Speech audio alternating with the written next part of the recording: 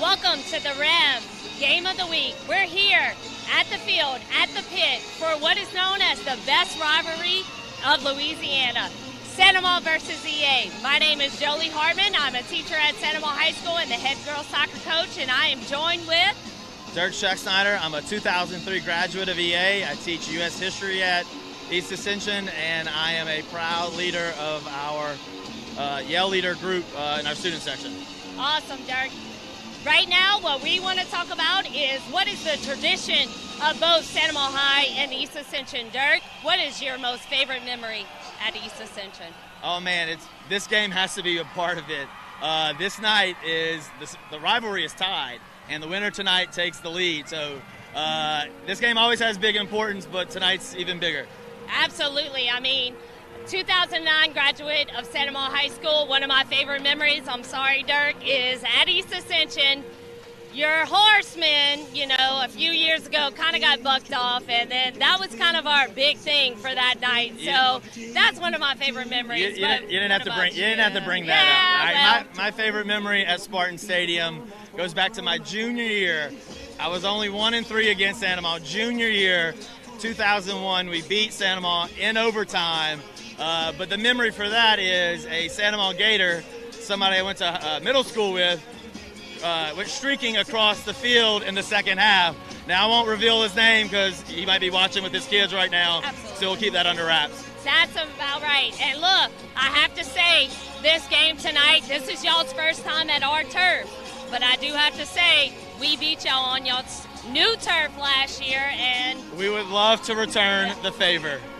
We will see. And all I got to say is, guys watching at home, get ready, because this is about to be a great game here on REV.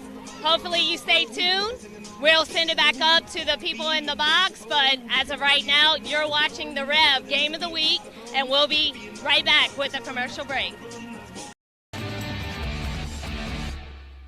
Time doesn't stop, and the world keeps spinning. Community, culture, and communications, the powerful circle that connects us together. We're creating the next evolution, a network built for every possibility, moving faster than ever before, streaming us forward into the future. And the revolution is closer than you think. RTC, ATEL, and Vision are now REV. New name, same company. We just moved, so there's millions of... Dahlias in bloom, over 9 acres. When we started, we grew 1/4 of an acre. Now I'm taking on new products on the regular. We always dreamed of having this property, so... I want to make my yard look as beautiful as... Largemouth bass? Yep. We've got tons of them, don't we, buddy?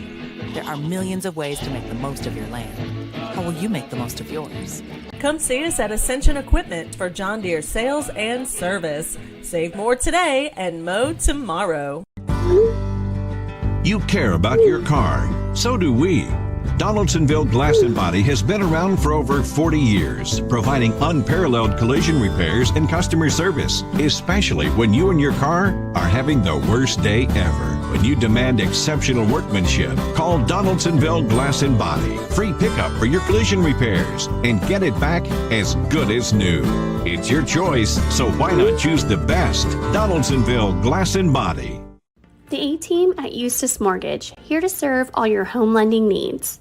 Our company is a Louisiana-based family-owned mortgage company. Our mission is to provide custom-tailored mortgage solutions while educating our clients and providing the highest level of customer service during the transaction. Whether you're buying a home or looking to refinance, we would love to be of assistance to you. The A-Team at Eustis Mortgage is a proud supporter of Ascension Parish Athletics.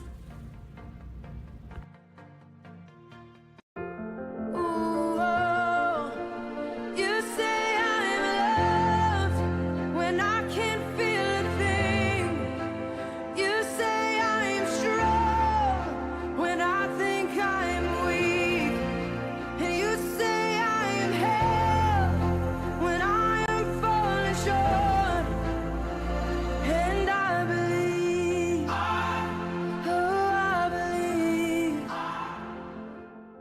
Piku Builder Supply, your one-stop lumberyard, provides an extensive selection of quality building supplies for your new construction and remodeling. We offer computer-aided estimating of your building and remodeling plans, as well as blueprint copies. From humble beginnings to becoming the industry leader in Gonzales and beyond, Piku proudly supports our local community because we believe in giving back to those who have had a hand in our success.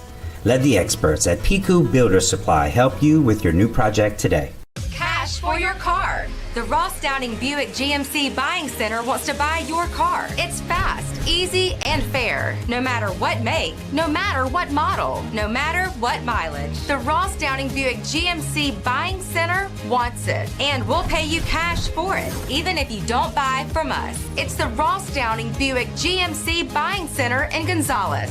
Cash for your car at the Ross Downing Buick GMC Buying Center in Gonzales.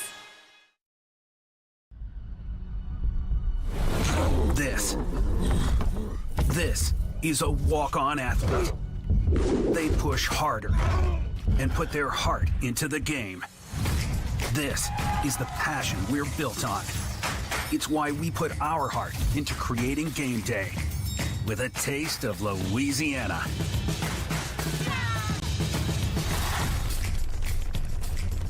Walk-ons, we live for this. It's time for football on the Rev Game of the Week. I'm Jeff Porsche. I'll be joined by Coach Swack in just a second as we are at the pit for the game everybody looks forward to in Ascension Parish, East Ascension versus Sanama. I'm Jeff Porsche. Like I said, David Swacker, the coach, is with me tonight, and welcome to the big game, Coach. Well, it's a big game, and I came in 85, and it's been a big game ever since I've been here. And when I say a big game, it doesn't matter what sport you're playing. Just like one time we had a REV eating contest. That was a big-time event, East Ascension versus Sanama. You can't beat it. You're right about that, and it's the football version of the matchup. And let's take a look at the 43rd meeting, and let's take a look at some of the info about the game. Talk about the coaches out here. You got Darnell Lee. You know, I can tell you one thing. He played in this, and now he's coaching in this. Good shot right there. There's Darnell right there. He's walking a little fast, Coach, and trying to get to that sideline and get this thing rolling as quick as possible, waiting for his kids to come out of that tunnel, as you see that picture right there. And you have David Oliver, been here since 2008, and he has a lot of things looking forward to tonight. And I know the biggest thing is getting that win. And if he does get that win, then he's on by Coach Doug Morrow as the all-time winningest coach in school history, I think, with 92 wins. And also he's trying to get to the magic number that Doug and I have set over the years at 7 wins. And if he beats East Ascension, then he'll have 7 wins like Coach Morrow and myself. So it's going to be just one heck of a game. You see last week, Sanama beat Helen Cox 19-7, big homecoming game for the Gators. And East Ascension went down late to De La Salle at home 20-13. Right, and you were at the Sanama Helen Cox game, and that was a big game last week because that's the game where Coach O tied the record with Doug Morrow. And the game last week I covered was the EA game, and it was a really close competitive game against a really good 4A school in De La Salle. And they nearly came all the way back from 20-6 down in the fourth quarter, but they fumbled with goal to go late in the game, and they wound up losing this game. A lot of people are used to this game being the Week 10 game, the final game of the regular season. Now that we have a new season in a new district in 5A, now joined with the Livingston Parish Schools, a little bit of change in the format. Now they're going to meet in the district opener instead of the district finale. So Week 6 instead of Week 10. And does that change anything about this game at all? Well, a lot of people, probably everybody, was just totally excited when the powers that may be here in Ascension Parish went to the LHSA and say we want to rejoin our past old district and get the Livingston Parish schools and the Ascension Parish schools on the same page in the same district. And that worked out. And so basically what you have is, they have some rules there in Ascension Parish. We have some rules over here. And the one thing that they don't want to do is because that creates a situation where sometimes, they want to have just a regular schedule on and off each year. And you can see right here, we're talking about the head coaches, starting with Joe Clark and Van Lambert. Van, boy, did a heck of a job here. Back to his alma mater. Dotrieve came in for a year. Barrett Murphy for a few years. Beasley, 3-7. John Lambert, 2-2. Paul Bourgeois, 3-2. And Darnell Lee, up until this time, is 3-3 in this rival game. And that just shows you how close this series is. This is another rubber match. It's 21-21, so the winner tonight takes that all-time series lead. And we can look at Santa Ma as Santa Ma takes the field first, all clad in orange, as they do every time they play East Ascension. Let's look at the all-time record for Santa Ma with the coaches as they take the field. And, of course, you have the ones down there. Coach O at the bottom. He's 6-8, trying to get back to 7-8. You got that guy with the 7-2 record, the best record among any Santa Ma coaches. I tell you what, I proved to the whole community with good players and good coaches, this is what you can do with a 7-2 record. And Doug Morrow brought me down and to the promised land here in Ascension Parish, 7-6 through those times right there in this rivalry. So now here come the Spartans, and they're going to be in white with the blue helmets and the blue pants, led by Darnell Lee. And they are looking for their second win of the season. You saw earlier the two teams' records on the season. 1-4 for East Ascension, 2-2 for Santa Ma, and actually 3-2 for Santa Ma this season, as they had the win last week against Helen Cox to go over 500 again. The records might be a little deceptive. East Ascension, really, they're 1-4, but they're probably not playing like a 1-4 team. They had one of the toughest schedules, non-district, in the entire state of Louisiana, as they played West Monroe, they played Destrehan, they played Zachary, they played De La Salle, they played Alexandria. So and Coach Lee's philosophy is that gets you ready for the games that matter, and that starts tonight. And the big thing here, you see right here, the Gator sideline, the tradition that Coach Oliver started a number of years ago, the orange jerseys. Yes. Which is a little bit not in the school colors, but this is if we get a shot at the student section over there, this is what the whole school focuses on at Santa Ma, is everybody wears orange, and you can see that's not the students section. I guess we need to go a little bit further over.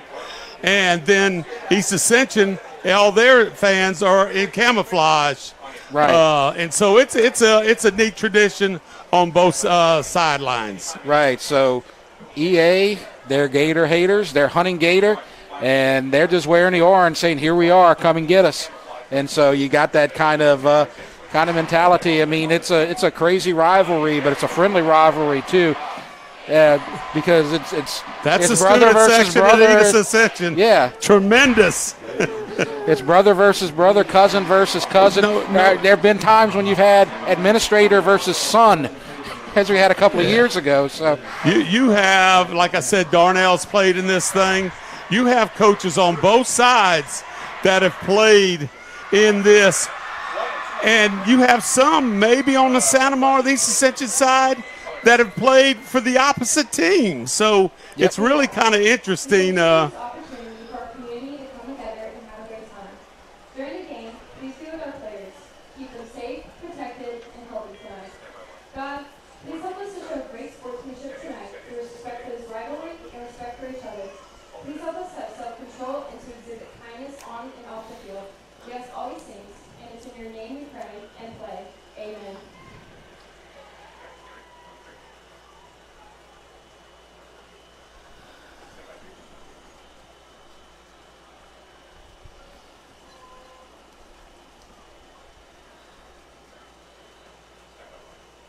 Today's colors are being presented by the Santa Monica High School Naval Junior Reserve Officer Training Corps. Santa Monica Color Guard members are National Flag, Cadet Schilling, State Flag, Cadet Knott, Right Rifleman, Cadet Abear, Left Rifleman, Cadet Cox.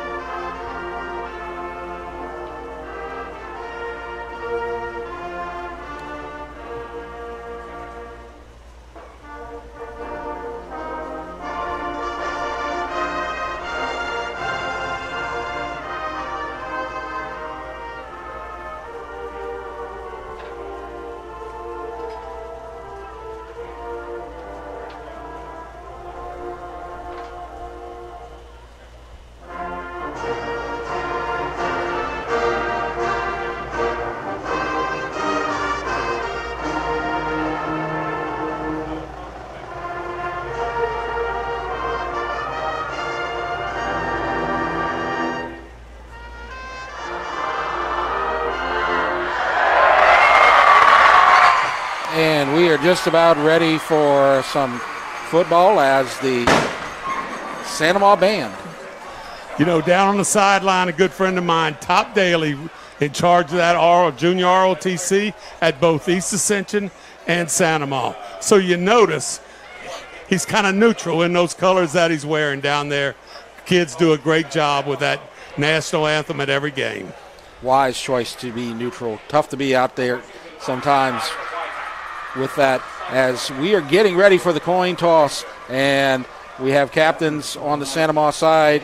You have Carpenter, Dylan Carpenter, Peyton Anderson, and Mason Vaughn. On the other side, you have Ty Andre Hayes, Darren Irvin, 29, Zaire Silas, Sidney Joseph, and number 26, Matthew Flemings. Captain for the Gators tonight, number 44, Peyton Anderson, number 76, Mason Vaughn, and number 99, Dylan Carpenter. All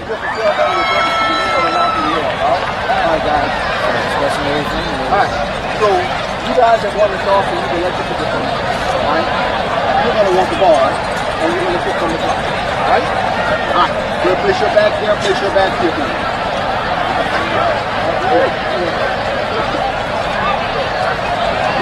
And so East Ascension has won the toss. They will defer, and Santa Monica will receive. And so since Santa Monica will be going on offense to start this game, we'll start right now by taking a look at the Santa Monica offensive starters. And they're led at quarterback by number 10, Chase Kelly. The running back, Joshua Maurice, having a nice season, 490 yards. And on the other side, you have Kyron Kraft, who'll get some action at running back. Then the receivers, Sims and Gyro. Cameron Hill at tight end. Offensive line, Nathan Williams, Seth Guidry, Cooper Cheatwood, Trinity Williams, and Mason Vaughn. Now we will take an opportunity to take a look at the East Ascension defensive starters. And you got the two defensive ends, Womack and Hobdy. Then they're going to have 5 down linemen as you have Taj Wallace and Sidney Joseph at tackle, Kevin Toussaint at nose guard, linebackers Ty Andre Hayes, Anthony Coleman, cornerbacks Nadarius Walker, Deron McZeal, and then at free safety Lamar Bolden, and at weak safety Tanner Stanga. And we are just about ready to go as Santa Monica will receive to start this game. And here we have kicking off. That's Ontiveros. Ontiveros. Kickoff, I haven't seen a lot of end zone kickoffs by anybody this season. No, and Kyron Kraft is back to receive. And it's taken by the other back at the 10. And he's going to speed through to the 30. Good return by number 3, Makai Paul. And so good field position to start this game for the Santamon Gators. The Gators going to come out in those orange uniforms, East Ascension in white. And we're going to, right off the bat, you want to just check out what are the Gators going to come out offensively and what is East Ascension going to counter with defensively. And so Kelly will work from the shotgun. Maurice in the backfield, 4 receivers, 2 left and 2 right. 4 down linemen for EA. First down, Maurice at the 32 gets ahead for maybe a yard before he is stood up. Yeah, right there, Maurice just cuts back. Unblocked area right there, 23. In that area there is Joseph Hobby. And they're going to say no gain on the play. And so it's 2nd and 10. Now Maurice to the right and a receiver in motion. That's Jairo. High snap, and they throw the pass, and it's jumped. The route is jumped. Good job by number 14, Nadarius Walker, as he saw the route develop and nearly made a pick right there. And, you know, right there, it looked like Chase was just a little bit late with that throw and creates a 3rd and 10 situation. This is something that neither team wants to get in too many times tonight. 3 receivers right, left hash, 32-yard line, just underway. EA at Santamon. And East Ascension lined up with 2 safeties deep. Looks like they're going to bring a linebacker or 2. We'll see if this actually happens. And there's pressure. Pass picked at the 38 to the 27-yard line. I believe that's Burfict, Joshua Burfict, coming in from that middle linebacker spot as we see the replay. And watch right here, you can't see, but the linebackers look like they're coming, and they drop back right there into the little curl spot, and easy pickoff right there for the East Ascension Spartans. And so now we will see what happens as the defense is still on the field. Okay, no, it's setting up. Okay, I was mistaken there as I was looking for the quarterback, and there he is. That's Antoine Foster, and they're going to hand it off to Walter Samuel as we're going to look at the EA starting offense. And so you'll have Foster at quarterback. We might see Jalen Lee later. Walter Samuel, Taj Washington in the backfield. Receivers are Xavier Jupiter, Jackson Chasson, Nathan Allen at tight end. Offensive line, Soniat Gray, Joseph Banks, and Martinez. So it's a gain of 2. Hell, Samuel's the guy. You know, usually in this spread offense, it's a quarterback, and not to knock the quarterback in any means, but, you know, you're also going to have Foster at quarterback, and also move it in there throughout the game. Yes, yeah. Lee and Foster are going to trade snaps. So let's see what is the problem here. Okay, a little bit of confusion, and the play clock's now at 10. There's Foster right here. He's going to be at quarterback, and dropping back to pressure throw. And sacked by Peyton Anderson for Santamon, and we're going to look at the Santamon defense after this replay. So Peyton Anderson right here almost comes through like he's unblocked. Look at the guy. Anderson just swims over that offensive lineman, and here are the Santamon defensive starters. Peyton Anderson, Thomas Leonard, Dylan Carpenter on the line, Duplashan, Humphrey Smith, and Trabo at linebacker, Makai Paul and Malik Paul at cornerback, Lane Swanson at free safety, Shane Landry at strong safety, and now it's 3rd and 17. And the ball's on the ground, and he's just going to take. Foster just had plenty of time to pick that up and could have thrown it out to easily to the running back. And now Walter they start Samuel this, was open. they start this series at 28 after the interception by Burfict, and now after some negative plays, they're going to have to punt. And this right here, has just been an issue that East Ascension has had, rotating some quarterbacks and not getting sufficient production. Samuel is your main guy. Good things seem to happen for the Spartans. And the punt by Ontiveros taken at the 15 and wrapped up at the 20 as the punt return taken by number 5. Shane Landry on that return of a few yards. And so a big stop by the Santa Maria defense as that sack by Anderson really made a difference right there. Swack probably saved them 3 points. It saved them points right there. And this is what I'm really wondering, what is going to happen with Chase Kelly. Throwing a pick this early in a big game like this, they're going to have a run up the middle. Well, you have Maurice with a run up the middle. Actually, that was the quarterback who kept it Kelly, right there. Yes. Kelly with a fake and go. And just fights to get just past the line of scrimmage. East Ascension with that 4-man front. Basically 5 with a linebacker in the box. And they're going to run the draw play to Maurice. He's got room, and he gets to the 29. He's going to be about 2 yards shy, so that brings up a big 3rd and short, and that's a good thing to have. That's what you want to try to have, Seth Babin, your offensive coordinator.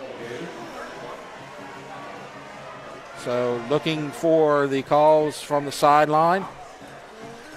Short yardage situation. Let's see how East Ascension counters here, thinking that it's just going to be a nice little handoff there, still with the 4-man front. And it's not going to get a first down as Maurice is stood up by number 23 on the defense for East Ascension as Joseph Hobdy comes from his Hobdy's end been spot. involved in a few tackles right off the bat right here.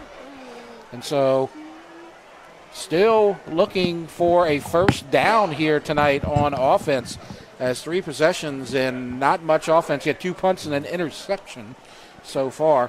As well, you have a number of these games over the year have been very low scoring. Yes. Low kick. And it's taken at midfield and down to the 43. So East Ascension has the field position advantage again. This is Deron McZeal, a transfer from Dutchtown last year, was a freshman at Dutchtown, started on the varsity basketball team. Now he's a starting cornerback and special teams player on the East Ascension side. McZeal just stepped right up there and caught that. Most important thing if you're a punt returner, whether you fair catch it or return it, and picks up 5 or 6 yards on the return.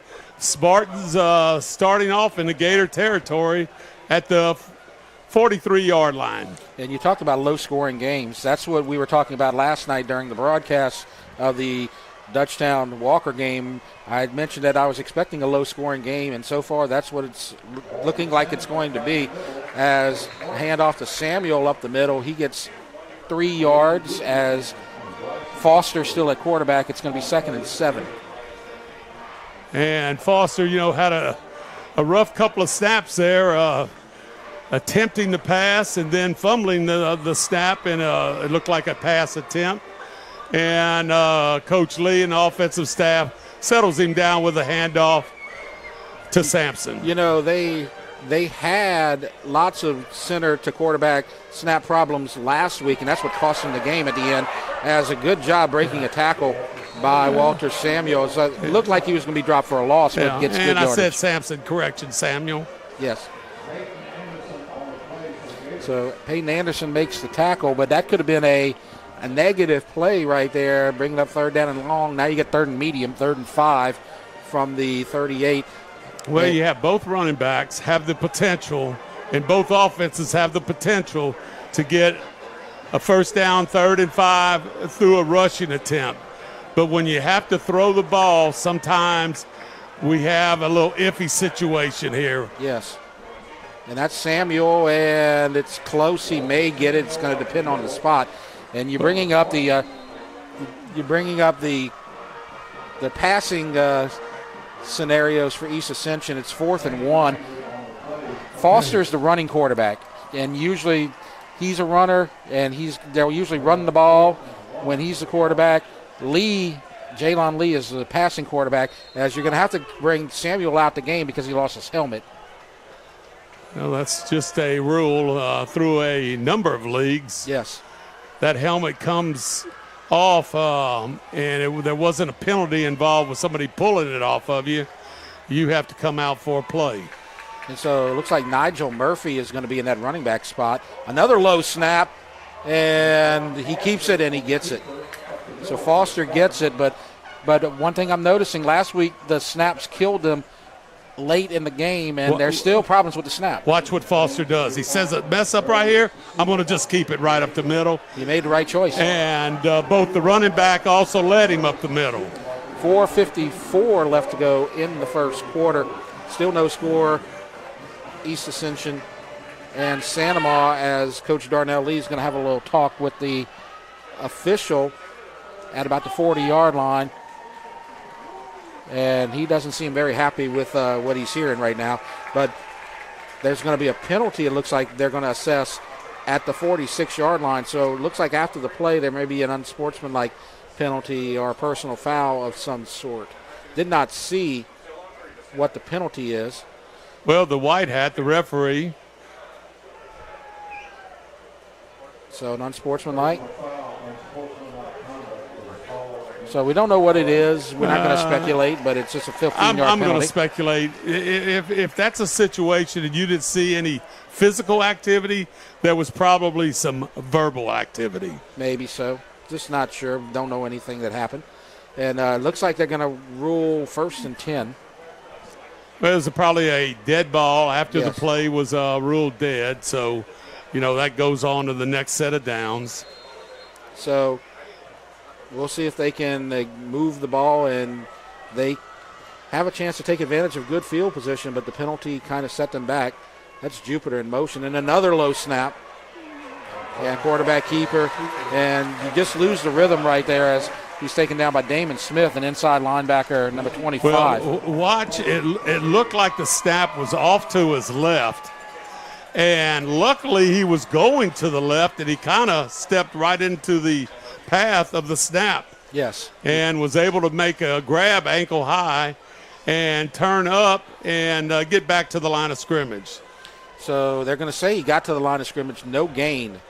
2nd and 10 for the Spartans. And fake and a pass to Washington.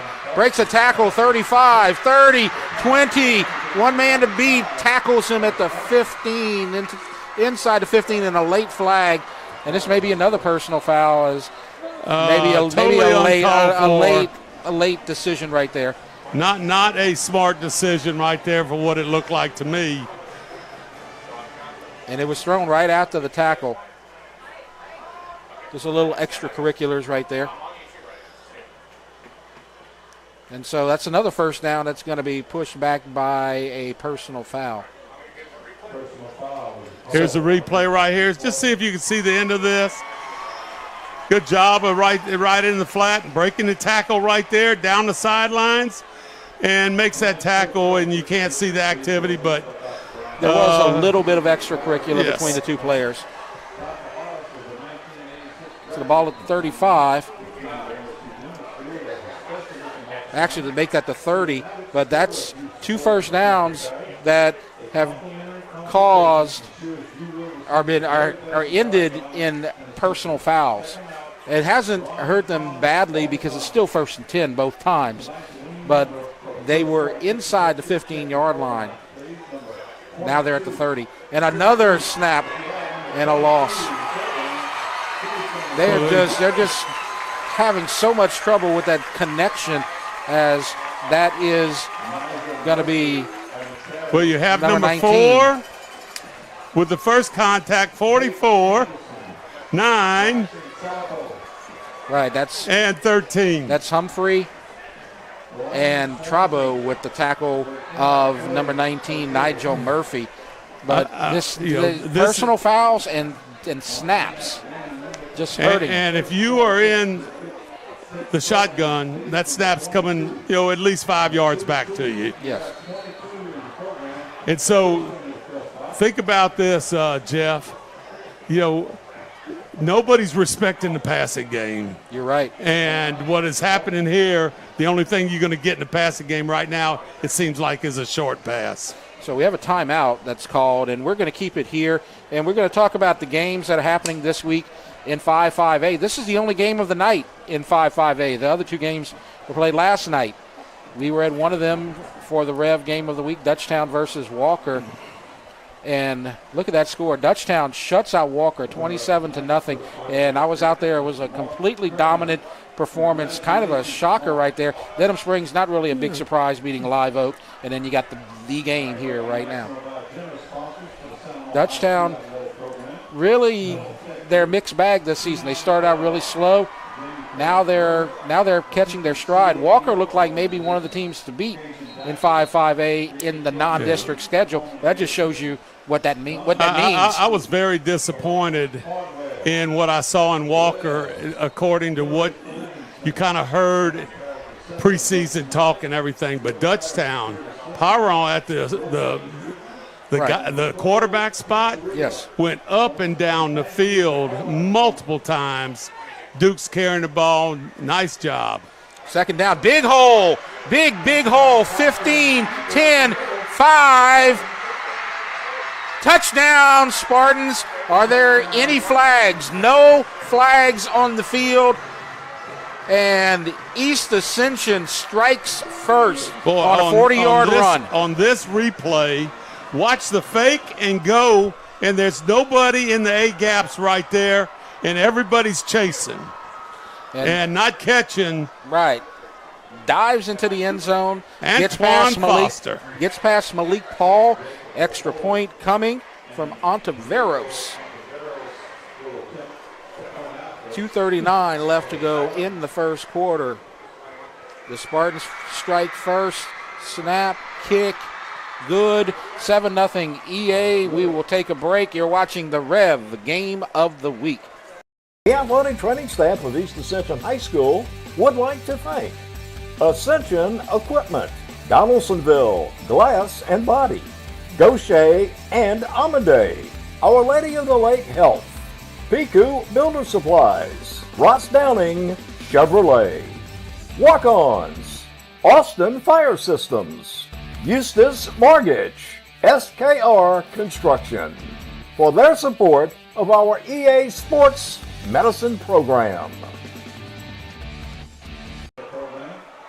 We're back and it's 7-0. East Ascension scores on a 40-yard run by the quarterback Antoine Foster, and they overcame multiple bad snaps, multiple personal fouls, still got in the end zone, took the early lead, Swack. And I'm going to tell you, Foster just showed you what kind of athlete he is at the quarterback spot, and you could just see from our angle up here in the press box, somebody just did not scrape or slant into that A-gap area, and Foster took advantage of it all the way to the end zone.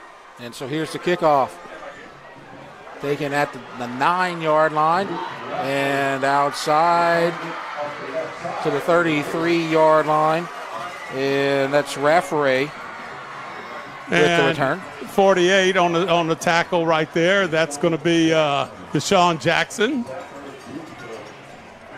And so Santa Maria looking for their first down, trailing 7-0. Their two drives are an interception and a 3-and-out. And so trying to get more success on their third drive. And there's a quick pass, wide open, and a first down. Well, Babin in here, quarterback now. Cooper Babin, just a freshman. Yes. A little RPO right here. So Cooper Babin complete to Sims, and that's enough for a first down. So Cooper Babin comes in, the freshman, and gets the first down of the night for the Gators. And I'm sure as a freshman, of course, both those kids, Chase Kelly and Cooper Babin, came through us at Galvez. And the passing game. And it's on the ground, and it's a fumble and a recovery by number 30.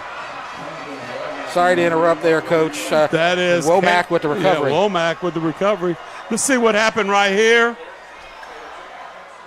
Meshed in there with the running back, Kraft, and it looked like Cooper said, I need to hand this one off, and they did not connect between the handoff between the two players there. And turnovers are just hurting Santa Maria right now as the second turnover of the night, 1 fumble and 1 interception. And Jeff, where has this game been played? All on that side of the field. Yes. And here this we is are. Still Foster. And guess what? It's still on the ground, and Samuel recovers. And so it's going to be 2nd and a mile, and Foster might have got a little stinger there trying to go for the ball as he Carpenter fell on him. It looked like both teams had a chance right there. I know Coach Darnell Lee's coming out and checking on his quarterback. We'll take a break while they do that. 7-0 East Ascension. You're watching the REV Game of the Week.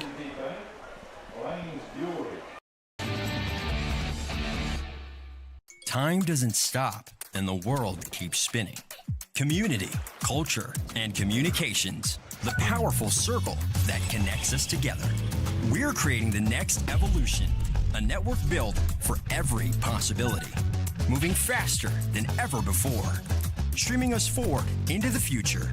And the revolution is closer than you think. RTC, ETEL, and Vision are now REV. New name, same company. We just moved, so there's millions of Dahlias in bloom, over 9 acres. When we started, we grew 1/4 of an acre. Now I'm taking on new products on the regular. We always dreamed of having this property, so I want to make my yard look as beautiful as largemouth bass. Yep. We've got tons of them, don't we, buddy? There are millions of ways to make the most of your land. How will you make the most of yours? Come see us at Ascension Equipment for John Deere sales and service. Save more today and mow tomorrow. You care about your car. So do we. Donaldsonville Glass and Body has been around for over 40 years, providing unparalleled collision repairs and customer service, especially when you and your car are having the worst day ever. When you demand exceptional workmanship, call Donaldsonville Glass and Body. Free pickup for your collision repairs and get it back as good as new. It's your choice, so why not choose the best? Donaldsonville Glass and Body. We're back, and it's 7-0 as quarterback Foster is helped off the field. Looks like he's coming off on his own power, and so that most likely means that we're going to see number 9, Jaylon Lee, at quarterback. He's the senior, and he's the passing quarterback for East Ascension, and they may have to throw the ball right here as it's going to be 2nd down and a mile. Yeah, you have 3 wide receivers and 1 in motion. And another bad snap, rolls to the quarterback and just saves it. They're going to have to either get under center or change the center if they can't figure this out. I think they're making a change here. Yeah. And I'm not real certain, here we are, week 6, that this should be happening. But I'm going to just tell you as a coach, it is seriously nerve-wracking that, your whole offense starts with a 5-yard snap to the quarterback. And if he's got to be looking down, he can't read defenses or figure out who he's going to hand the ball off to. I think it's 3rd and 33, and the screen set up well. Samuel breaks a tackle to midfield. He's halfway there and taken down about 9 yards shy of the first down. But they got a big chunk of the yardage back. I thought this was one heck of a play. Look at the offensive lineman. Don't look back for Samuel. Look up there and find somebody to block here.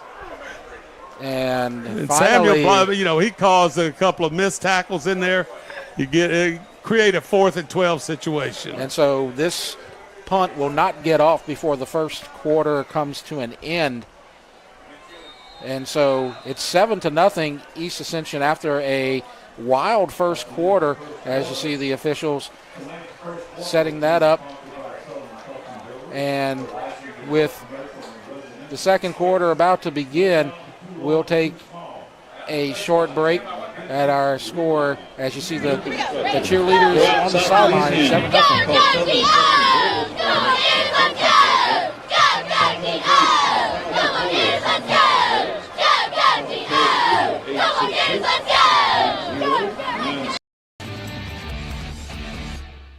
You've probably heard that eTel has become REV. What you may not know is that we're revving up your internet to symmetrical speed for free. Symmetrical speed means that your download and upload speeds are the same, thanks to the REV all-fiber network.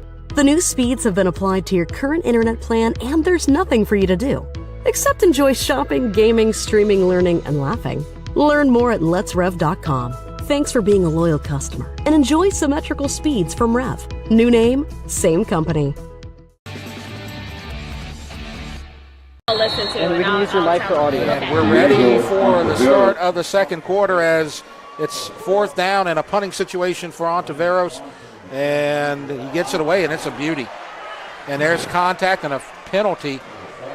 Goes through the end zone. Let's see what the penalty is. Personal foul. It's a first down. That's enough for a first down. Let's see.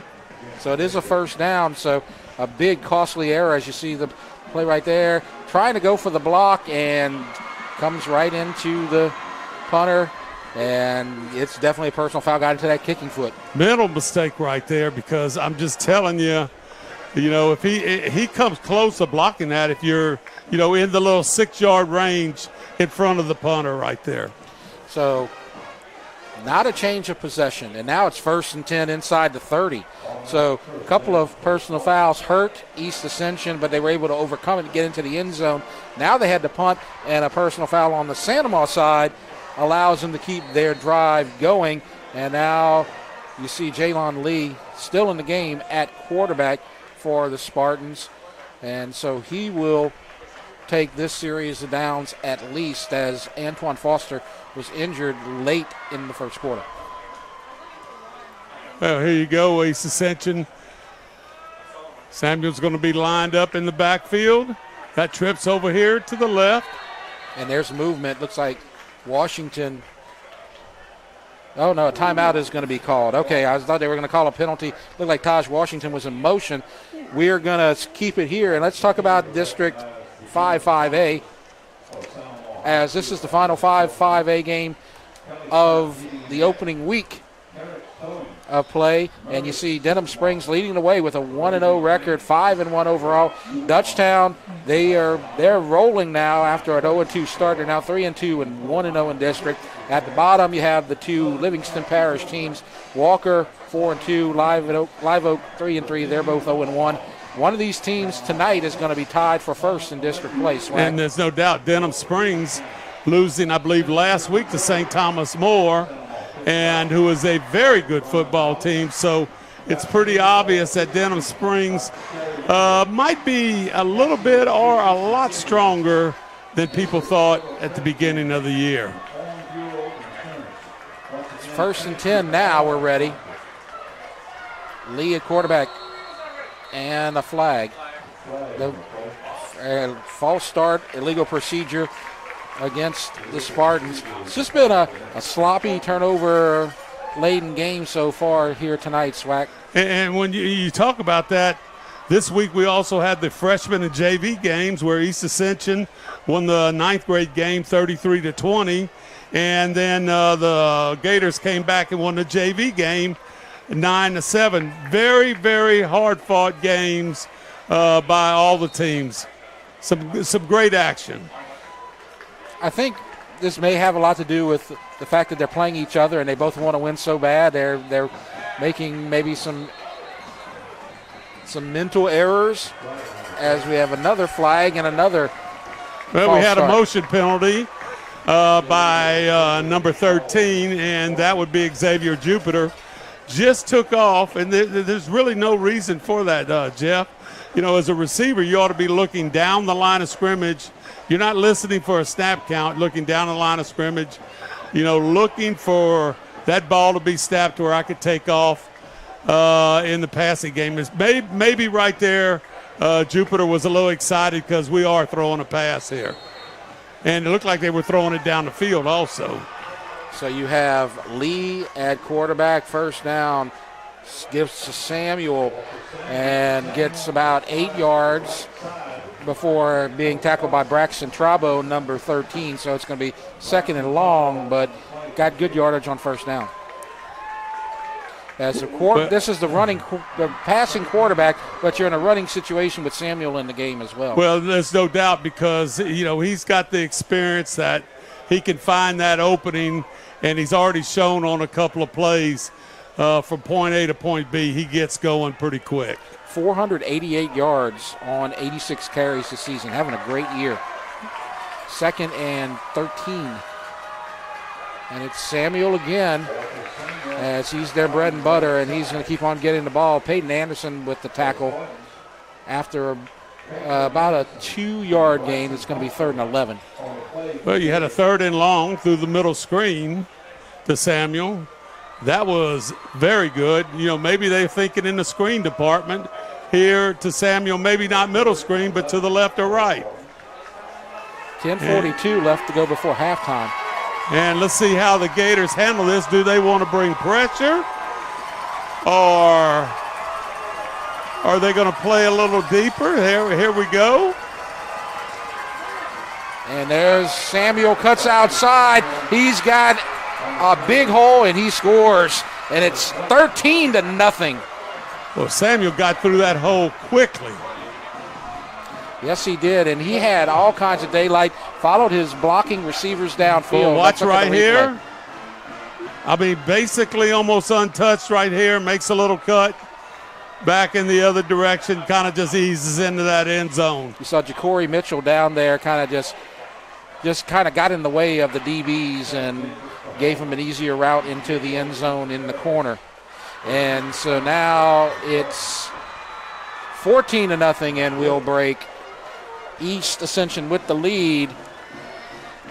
And we'll take a break here watching the REV Game of the Week. From jambalaya, pastalaya, and gumbo to daily lunch specials, Pot and Paddle Jambalaya Kitchen has Cajun dishes to satisfy your hunger. Pot and Paddle has 3 locations to serve you, including the one on Cabela's Parkway in Gonzales, Jefferson Highway near Bluebonnet in Baton Rouge, and Jubin Crossing in Denham Springs. You can dine in, carry out, or let them do the catering for an office get-together or tailgating at the big game. And don't forget about their delicious daily lunch specials. You can check out their specials and more on the web at potandpaddle.com. And it's 14-0. Jeff Porsche, David Swacker with you. East Ascension on 2 long touchdown runs, one from 40 by Antoine Foster and then one from about 25 by Walter Samuel. And it's 14-0. EA with the lead over Santa Maria. Ontiveros kicking from the 40. And it's taken at the 7. And a good shoestring tackle by number 48. And that's Shane Landry with the return out to the 16-yard line. As Deshaun Jackson, we talked about him earlier on special teams. He seems to be the ace out there with the big tackle. And he's fired up about it. So now you're in a hole, and Chase Kelly back in at quarterback. I believe he's joined by Maurice in the backfield. Yes, he is. Good shot right there of the backfield. And shotgun snap, pass, caught. Easton Gyro gets about 7. And that looked a little bit like the pass that Chase Kelly threw for a pick earlier, where you have like a flat and a curl there, and it's good read right there. Good job on the curl up. catch and picking up an extra yard or two after the catch. 2nd and 3. Maurice, and wrapped up from behind as that tackle made by number 30 for East Ascension, Camden Womack. As you look at the replay right here. Watch Womack right there. Outstanding job from his defensive end spot and able to tackle, basically a solo tackle right there on Josh Maurice. Loss of 1. It's 3rd and 4. Kelly takes the snap. In trouble, sacked. As number 54 with the sack, Toussaint from his nose tackle position. I'm not sure just exactly what happened on this, but you have your offensive lineman out here setting up for a screen, and you had Chase looking downfield. Let's look at it right here. Watch the offensive lineman right there. Let him go, and then they slide out here. Yes. And you had Maurice, but Chase not deep enough, or maybe that offensive line needs to hold that block just a little bit longer. But here comes the punt. Big Zeal, 45-yard line, and he's a daredevil. He tried to take it but went nowhere as the tackle looks like made by 32 for Santa Ma. That's Bennett Tompley as East Ascension will take possession, and it's standing room only out here at the pit. If you can get a shot over at the visitor concession stand, there's a row of people 3-4 deep out there. As you see, all of the stands are filled. Look, that's the shot I'm talking about right there. There's just tons of people at this stadium, and they're lined up out in the end zone as well. And if you can get in, you're one of the lucky ones. First down and a rush outside and taken down from behind, number 13 on the carry. That's Jupiter. Jupiter nice getting outside. The Gators outstanding job stringing it out right there and tackling for a 1-yard gain. So good job by the Santa Ma defense. As you talked about it earlier, Swack, you have a possession on the Santa Ma side of the field one more time. This is, I think, the 4th time that they've taken possession on that side. And so it's 2nd and 9. And the quarterback, Lee, ready to go. As they set up the screen and just nowhere to run right there as a good tackle on the receiver, Mitchell. Well, watch Carpenter get out there in a hurry, and he kind of causes him to slow down a little bit, and about 4 or 5 Gators get there for a gang tackle. And that was Damon Smith who kind of cleaned things up after a 2-yard gain. So good job keeping him in traffic and not letting him get anywhere. And so now it's 3rd down and 7. Well, you can see that clock. Not much passing, a lot of running. That clock's going to roll on you. 7:06. Low snap. And a pass. Receiver open, but it's overthrown. Had the receiver right there. That's Chasson. Chasson. A little out route right here, but watch Lee on the throw. Not a bad throw right here. Maybe just a little bit too wide for Chasson, who extended those arms trying to get to that ball before he got out of bounds. And so that's 4th down. And so Santa Ma's defense has done a decent job. They had a couple of third down breakdowns, but considering that the entire game's been played on that side of the field, they've done a good job just holding them to 14 points, right? As the snap is low, gets it away barely, and it's just going to take a sideways bounce. And that is going to go down as about a 1-yard punt. Well, I was thinking it might get up in the stands if it kept bouncing enough right there. So, but Ontiveros kind of saved a total disaster by getting that ball kicked. So you see what happens right there? This is what is a situation here in high school football. The punter gets KO'd for a penalty, and rightfully so. Mm-hmm. You could have blocked that punt right there. Yeah. You just got to go at the right direction right there, and he hurried it up and see what happens. And there's a quarterback draw up the middle. And so Cooper Babin comes back in the game and gets good yardage on first down. And that's one of his advantages right there, taking a drop step like it's pass, then right up the middle. They're looking for the right spark, the right chemistry right now, as they don't have it here so far tonight. And that could be it one play. Right. So Babin stays in. Sims in motion. And a pass caught as that's Jaro gets the first down, and now they're moving. They're on the East Ascension side, I believe, for the first time tonight, Swag. And if Jaro could have just turned around and saw what he had for him, he had a lead blocker, the wide receiver out there, and could have maybe got down that sideline. It's 1st and 10. And you notice what Seth Babin's doing here. Quick throws. Yes. Quick throws so we can get, give the quarterback some time and maybe some confidence here. And it's a run option keeper by the quarterback. And good yardage by Babin. I love this play right here. We watch the replay right here. Cooper's looking at that defensive end, and he comes inside. We're going to keep it and pull it, and that's exactly what he did, picking up 4 yards on the play. So it's going to bring up 2nd and 6. Kyron Crafts in the backfield with him. And it's another RPO keeper. And not much. Well, basically you had 2 guys rushing from the outside, and he read the first guy, and then that was a pull.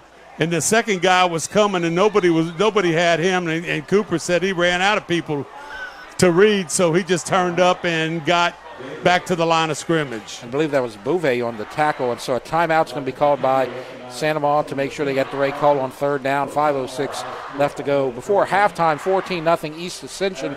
Let's look at Santa Maria's record over the last 5 seasons. They've had some success. They won a playoff game last year. They beat HL Bourgeois here at the Pit. Lost in the 2nd round to Acadiana. Got to the bye district the year before. 19, they missed the playoffs. They were 5-5. And before that, they had the bye district, and they got into the regional round back in 2017. And why don't we look at East Ascension's while we got a chance as well. East Ascension, they've had maybe a little more success. They've won first-round games. They won at Southside last year, and before they lost to Zachary in a close one. 2020 they won, in 1918 all the way to the quarters. But they, and the interesting thing is what will happen this year with the new playoff format. And a 5-yard penalty. You hate to see that, Swag, coming right out of a timeout. Mason Vaughn right there. And, not saying because it is Vaughn's fault that, Cooper probably needs to get a little bit louder. This is probably a little louder than some of our, some of the crowds he's played in front of over the years, playing with the middle school and Little League football. Just a great atmosphere out here tonight. Shotgun pressure. Now he's got a lot of room outside, but it's wrapped up, and a good job coming up from his corner position. Deron McZeal basically gave up his receiver and played the run and held him up. Looks like Coach Oliver's calling for the punt team. And so it's 4th down and 9, and it's a punting situation. Maybe you can hope to pin East Ascension deep here, as you've had some trouble with some snaps. You've had some balls on the ground. So maybe you take a chance right here and play field position. This is Gyro, your wide receiver, very good athlete. And it's sky high, short. Not going to be an attempt for it. Great bounce to the 14. It's inside the 15-yard line. Nice job by Gyro. Yes, and so that's where East Ascension will take over. They lead 14-0 with 4:15 left to go before halftime. Halftime, we'll have a good show for you tonight. You'll see performance from Santa Maria's band, and of course you'll have a little taste of the flavor of the rivalry, as you're going to see it from both sides. You can see a lot of pictures, a lot of discussion about what's been going on this week. And we have the two best people to do it. Yep. Got Pops, Dirk Shake Snyder. That's what we used to call him. And Jolie Hartman.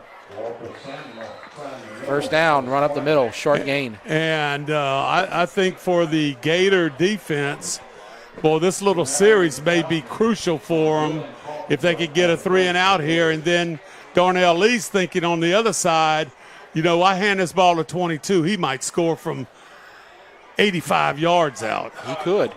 He's already got about a 25-yarder. Jaylon Lee staying at quarterback. Have not seen Foster since the injury.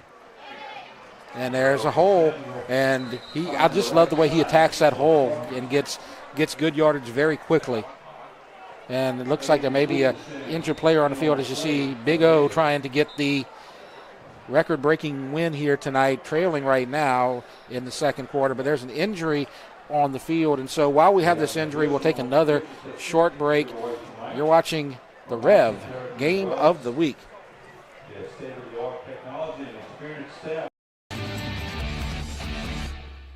You've probably heard that ETEL has become REV. What you may not know is that we're revving up your internet to symmetrical speed for free. Symmetrical speed means that your download and upload speeds are the same, thanks to the REV all-fiber network. The new speeds have been applied to your current internet plan, and there's nothing for you to do except enjoy shopping, gaming, streaming, learning, and laughing. Learn more at letsrev.com. Thanks for being a loyal customer, and enjoy symmetrical speeds from REV. New name, same company. REV Game of the Week, 14-0. East Ascension leads Santa Maria 3:29 left to go before halftime. Portion Swack with you. We are in an injury break right now. As you see, the Gators clad in orange tonight, as they always do for the rivalry game, as they are showing honor and respect to the injured East Ascension player. And while the players being tended to, we'll take a look at some of the schedule and results for both of these teams. Santa Maria, they have the 3-2 record, a winning record on the season, as they won a couple of early games, beating Carver and Booker T. Washington by 1 apiece. Lost to Kennedy, lost to Opelousas. We had that game. They led at halftime, but let it slip away. And, hopefully this is not one of these deals where Coach Oliver looks back and says, man, we shouldn't have lost to Opelousas. Yep. I'm not sure what your situation is on the power rankings and the different brackets that they're going to have and all the changes that they're going to have. I have a kind of an idea. If we have time, we could talk about that. Yeah. But, sometimes at the end of the year, Jeff, you kind of look and you scratch your head, I wish we could have won that one. It made changes in this bracket situation.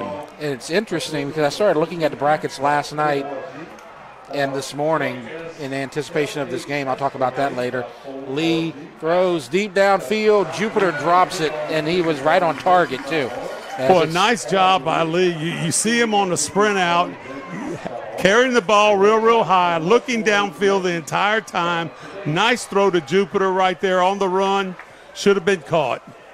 It's going to bring up fourth down. And while we wait for the punt, one of the things that is going to be to the advantage of the teams in Ascension Parish and to 5-5A as a whole, you're losing a lot of teams with this whole revamping of the select, non-select, because one thing that I notice is teams like West Monroe, they're out. Acadiana, they're out. All those teams are moving to the select side, and so they have a chance to maybe do something in the postseason, as the punt is taken at about the 47-yard line. Fair catch by Swanson. Swanson, you had your two safeties back there, and Shane Landry and Swanson with the catch. And that's really important, I believe. That ball hits the ground, and we've already seen a few of them, another 5, 10, 15 yards. And so here Santa Maria goes Kelly back in the game. Something interesting here that I talked about was they decided to punt there and try to play the field position game, and they're right back where they started. So they were kind of successful as they got three new downs to start. The chains are all the way on the other side of the field. Don't know why they haven't moved yet. And okay, I see a penalty now to 33. So we're going to have to wait a second. Well, you have a sideline warning against East Ascension. I would assume from where the flag was thrown. And, of course, next time it will be a 5-yard penalty. You know, we were talking about it's been kind of sloppy here tonight. You had the problems with the snaps, some turnovers. I think both teams are just tight because of this game and, you know, the nature of the rivalry right here. Both these teams want to win so bad that they're kind of playing tight. That's how I interpret it. They're going to call a 5-yard penalty here. Well, I guess that would be the second time then. Maybe they had a warning earlier. And I think the question also was, is it 1st and 5 or is it going to be 1st and 10? And they're making that change right now where it'll be 1st and 10. Right, they're at the 42. And it's on the ground, and Kelly is able to hold on to it, and it's going to be a loss of 1 on the play. He's rushed 52 times for 88 yards. We haven't talked about his stats. So watch the mesh right here, and let's see what happens. Yeah. So, you know, you have to hold that ball in the middle of the football when you're doing that meshing, and then you have to kind of ride him in there, and either you're going to pull the ball out or you're going to release it to the running back. And it seems like maybe he's getting a little bit on the end of that ball a little bit. He was taken down by Womack. We've called his name a few times. Second down, little quick pass complete. Same pass play that they've run a few times. Now, I guarantee you upstairs they're looking and saying the flat receiver was wide open. Yes. And, you know, so that's something that Coach Babin could go to. Maybe here you go, you got a trips formation with a little stack. And it's 3rd and 8, and East Ascension jumps. They might get this 3rd and 3 as the clock stops at 2:06. And to finish my thought on Kelly, he has 483 passing yards. He's got 5 touchdowns with 7 interceptions. He's 57 for 98. And, of course, one thing that we haven't mentioned, he's new to it because you had the same quarterback for so many years at Santa Maria, and so you're starting a new regime out here, I guess, at quarterback. And pressure and sack, and it's 30 again, Womack. So they're trying to replace Poirier, and of course they're having trouble here tonight on this series of downs as you have a problem with the exchange and then the sack. You know, just coming from that defensive end spot like he's almost untouched. So clock's running, 128, 127. And they're taking their time. Jaro to punt. He's way back to his 42-yard line. Good snap, pressure, gets it away. And East Ascension will let it bounce. And that's going to go inside the 5, down to the 1. Beautiful punt. Beautiful job by the special teams for Santa Maria with 59 seconds left before halftime. And so this is maybe an opportunity to steal a couple of points here, maybe get a turnover. Let's see the timeout situation. 2 left for the Gators, 1 for the Spartans. And I'm sitting here. I don't think you can get any closer to that goal line. And I know the Spartans have changed centers. Haven't seen if they've returned with the same guy.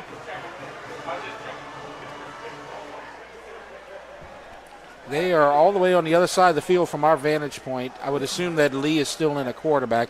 Have not seen Foster since the injury. But this could be a dangerous situation. Well, Samuel's in there and Lee.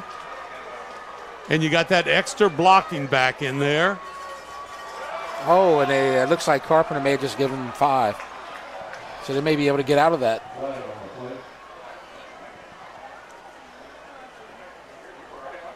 The right end, Carpenter. And Carpenter, early in the season, he was playing that linebacker position to kind of take advantage of his speed. Now they got him back as a down lineman. Why do you think they made that change, Swag? Well, I just know this. He's been playing at that spot where he's at right now for a long time. And, the Gators were just looking, Dwayne Thomas, he was just looking to see, what they could do at the linebacker spot. And eventually they've worked a guy in that's really doing an outstanding job for him in Damon Smith. You're right about that. We've called his name a couple of times. Samuel with the run, and they're just content to kind of try to run some clock and get to halftime with the 14-0 lead. You have 2 touchdown runs in the first quarter. One in the first quarter by Foster, one in the second quarter by Samuel. That's where we stand as we're getting to the closing moments of the first half. Remember, halftime, Santa Maria Band and Dirk Shake Snyder and Jolie Hartman to discuss the rivalry and the week that was. Clock running, 49 seconds. Actually, there you go. Here we go. Samuel. And I would say Darnell Lee would probably say that's enough for this half. But you have the 2 timeouts. Do you risk calling them here and seeing if you can get a snap that kind of goes wide? You talking about on Coach Oliver's side? Yeah. Does Coach Oliver try to call a timeout here, or are they just going to be content? I think he's ready to get in that locker room, and let's see if we can get this thing straight. Yeah. So that's where we're going to stand as we go to halftime, as our score at the half, East Ascension 14, Santa Maria 0. We'll take a break let's see, as Santa Maria hurrying onto the field, the band, as they're usually set up pretty quickly. So let's see if we got any speed out there that might be able to suit them out at halftime. Yeah, they do this with quickness. So maybe we will keep it here as they set up very quickly here. So our score right now, 14-0. As we said, touchdown from Foster on the ground at quarterback. Samuel with a touchdown run in the second quarter, making it 14-0. Key injury, Foster was injured late in the first quarter. He's been replaced by Jalen Lee. But not much on the Santa Maria side on offense, a couple of turnovers.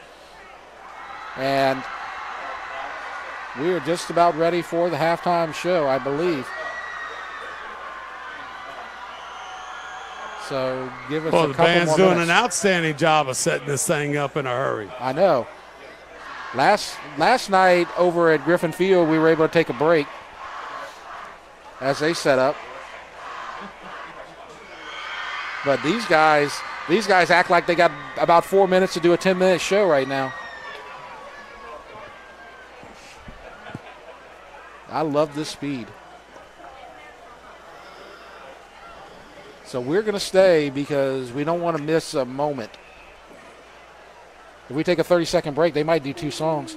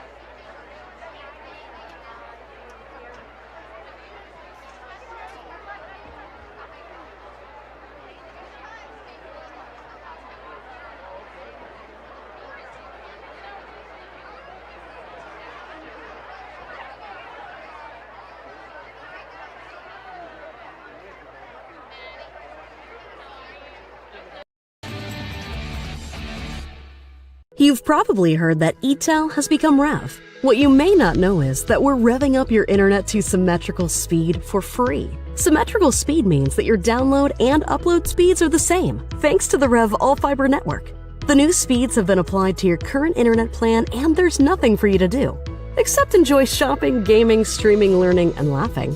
Learn more at letsrev.com. Thanks for being a loyal customer, and enjoy symmetrical speeds from REV. New name, same company.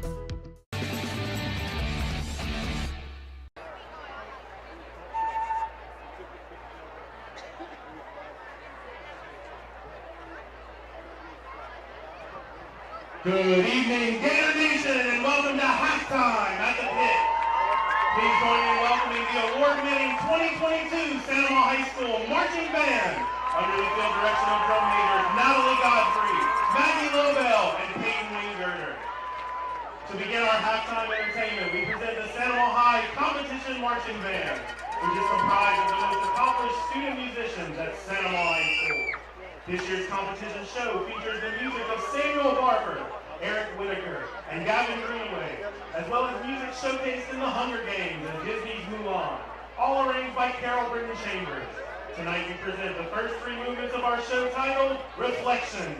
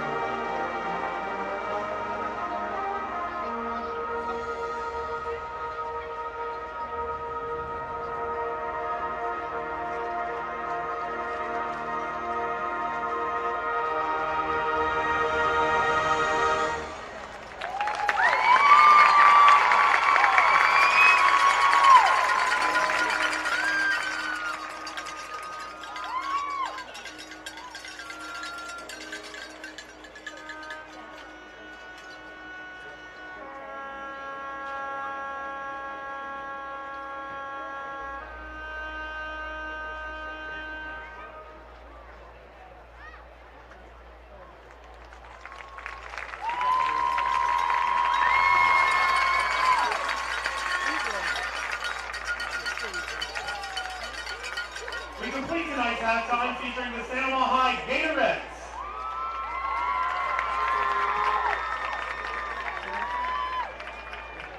They will be performing an energetic dance routine choreographed by Gracie Frederick. Made famous in 1966 by Wilson Pickett. Here is the STA rendition of Land of 1,000 Dances.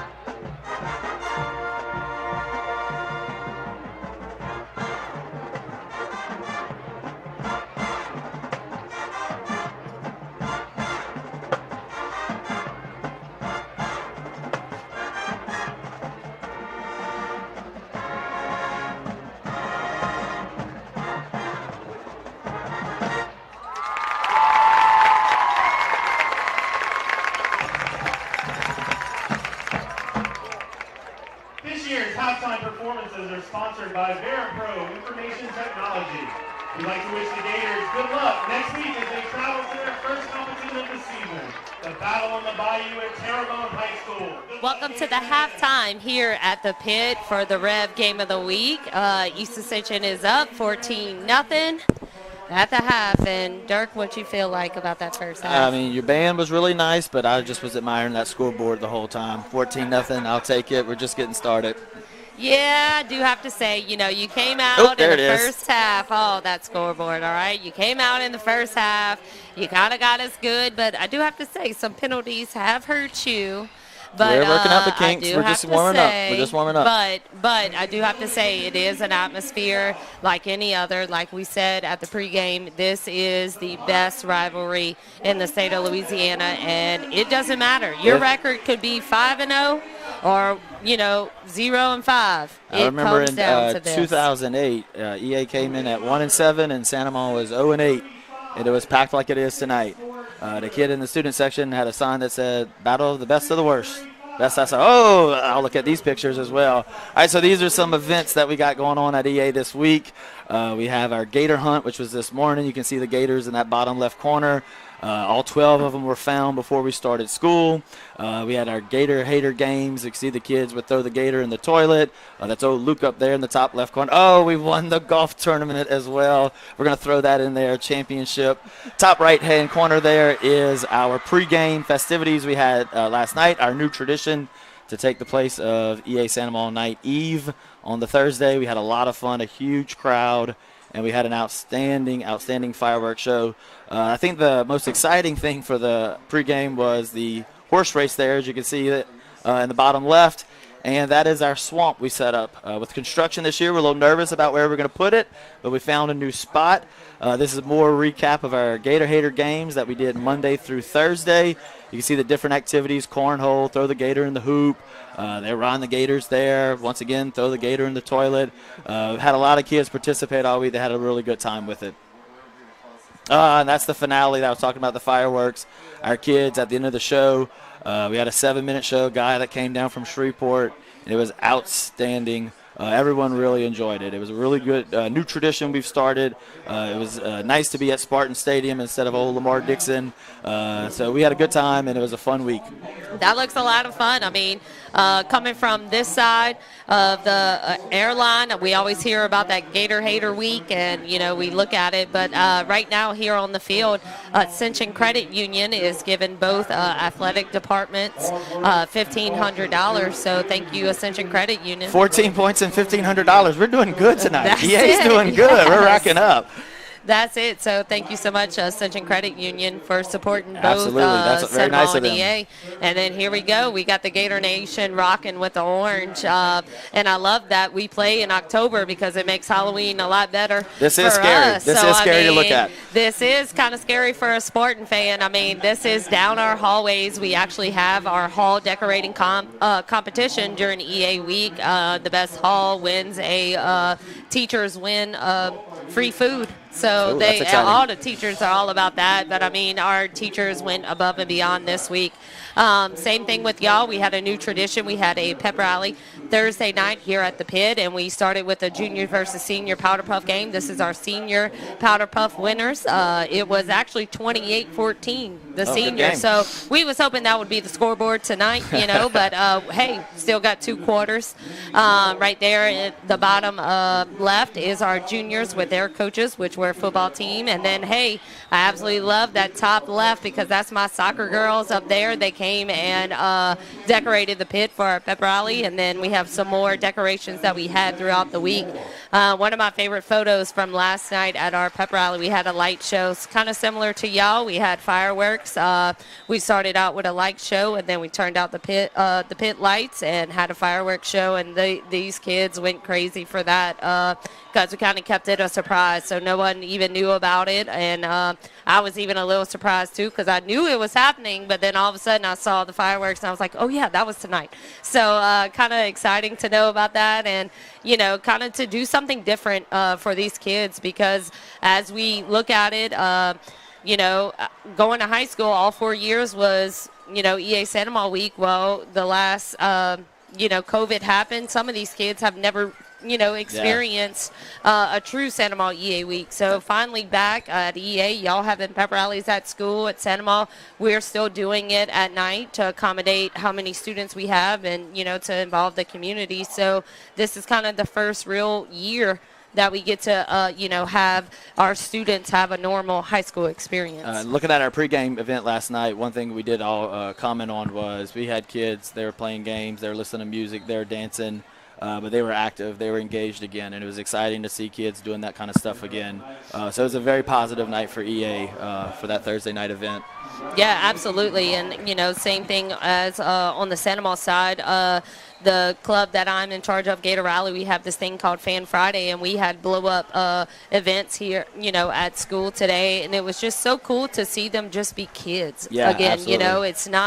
It's not really all about, rivalry or anything else. It's just be a kid, have fun, with this week, because I don't know where it kind of got lost throughout these years, the destructiveness or anything else. Like, let's just have fun. I mean, two communities come together, because when I grew up, I saw all my EA friends, at Walmart parking lot, and we had fun, you know what I mean? The big outing for Santa Maria people, the and Walmart then now parking lot. it's like they can't even, look eye to eye, and I'm just like, come on, guys. For this one like, week. Just this 1 week, don't look eye to eye, but then after, let's, come together as a huge community, because, back in 2016, East Ascension had our backs when we flooded. So, absolutely, it's just little Best things down like pitching that year as well. Absolutely, yeah. It's just AP proud, and so I hope these students kind of see throughout this week, how awesome the community that we live in, and what we have. And well, if nothing else, it's a tradition and an excitement to be a part of that these kids really should cherish. It's really a special event.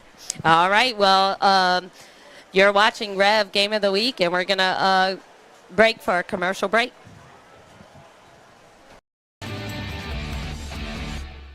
You've probably heard that ETEL has become REV. What you may not know is that we're revving up your internet to symmetrical speed for free. Symmetrical speed means that your download and upload speeds are the same, thanks to the REV all-fiber network.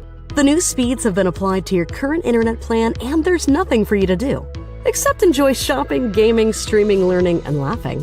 Learn more at letsrev.com. Thanks for being a loyal customer, and enjoy symmetrical speeds from Rev. New name, same company.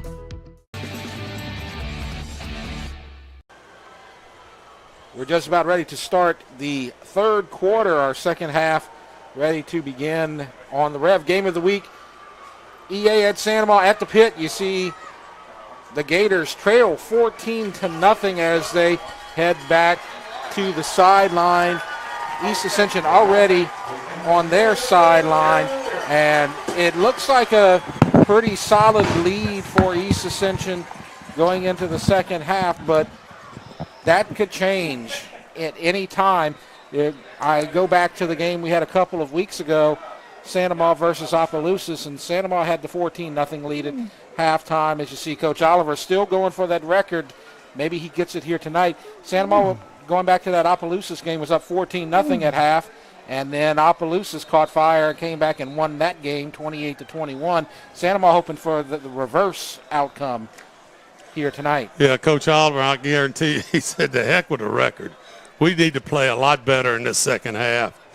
And he said, we could play with these guys. I know we could play with these guys. And Coach Darnell, he says, if I get me one more big play in, that might be all that I need. So yeah, this second half's going to be interesting for both teams. There you go. You're kicking off from the left hash. Sandoval, and this is going to be number 13 for the Gators. And Sandoval's been their own worst enemy tonight. Yeah, that's Braxton Trabo. But Sandoval's been their own worst enemy with the turnovers here tonight. And there's the kickoff for the second half. And it's taken to the 25, to the 30. And good return, good field position for the Spartans, as that's McZeal with the return. McZeal, boy, not a real big kid, but quick and fast, and just got in there amongst the big boys there for the Spartans, and eased down that sideline for a nice return starting out. First and 10 on the 36-yard line. And the developing story, the injury to Antoine Foster, the starting quarterback for EA. Lee is in at quarterback, and the handoff goes to Samuel, and he's going to get 5 or 6 on first down. Foster was hurt. He's the running quarterback for EA. It's not like Jalen Lee hasn't had any experience at quarterback. He sees a lot of action, so they're not really that hamstrung with that injury. But the one thing that looks like it's changed, and Coach Darnell Lee, hats off to him for this, whatever he has done at the center position, they have done a tremendous job. Yes. Snapping it here in the after about 3 or 4 minutes in the first quarter, and made a change. I'm not real certain if he's stuck with that change or the center there, because I'm sure the starting center's been their starting center all year long. Yes. And you're looking at that guy as big Joseph kid. Yeah. And third down carry is enough for a first down. And so they are successful on the third down conversion, as it looks like there's an injury. That's Damon Smith for Sandoval. And they'll take a look at him real fast, as I believe that's Joseph is still in the game at center. They may have just had to talk to him, as I'm seeing he's out on the field. But while this injury is happening, why don't we take a short break real fast, and we'll talk some more about it. It's 14-0 EA. You're watching the Rev Game of the Week. The athletic training staff of East Ascension High School would like to thank Ascension Equipment, Donaldsonville Glass and Body, Gaucher and Amande, Our Lady of the Lake Health, Piku Builder Supplies, Ross Downing Chevrolet, Walk-Ons, Austin Fire Systems, Eustace Mortgage, SKR Construction, for their support of our EA Sports Medicine program.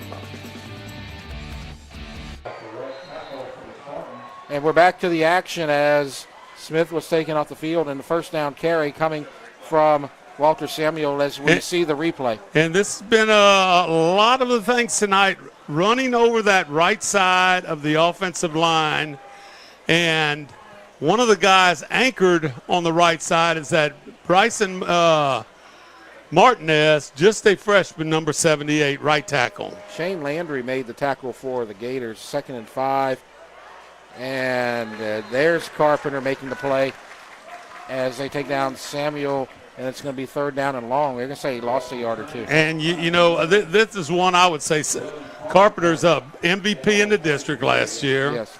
And no doubt he is, by far one of their best linemen. Right. Maybe this guy needs to get highly involved and make a play here, and not that play. Well, he jumped, and so did about 2 or 3 other Gator linemen.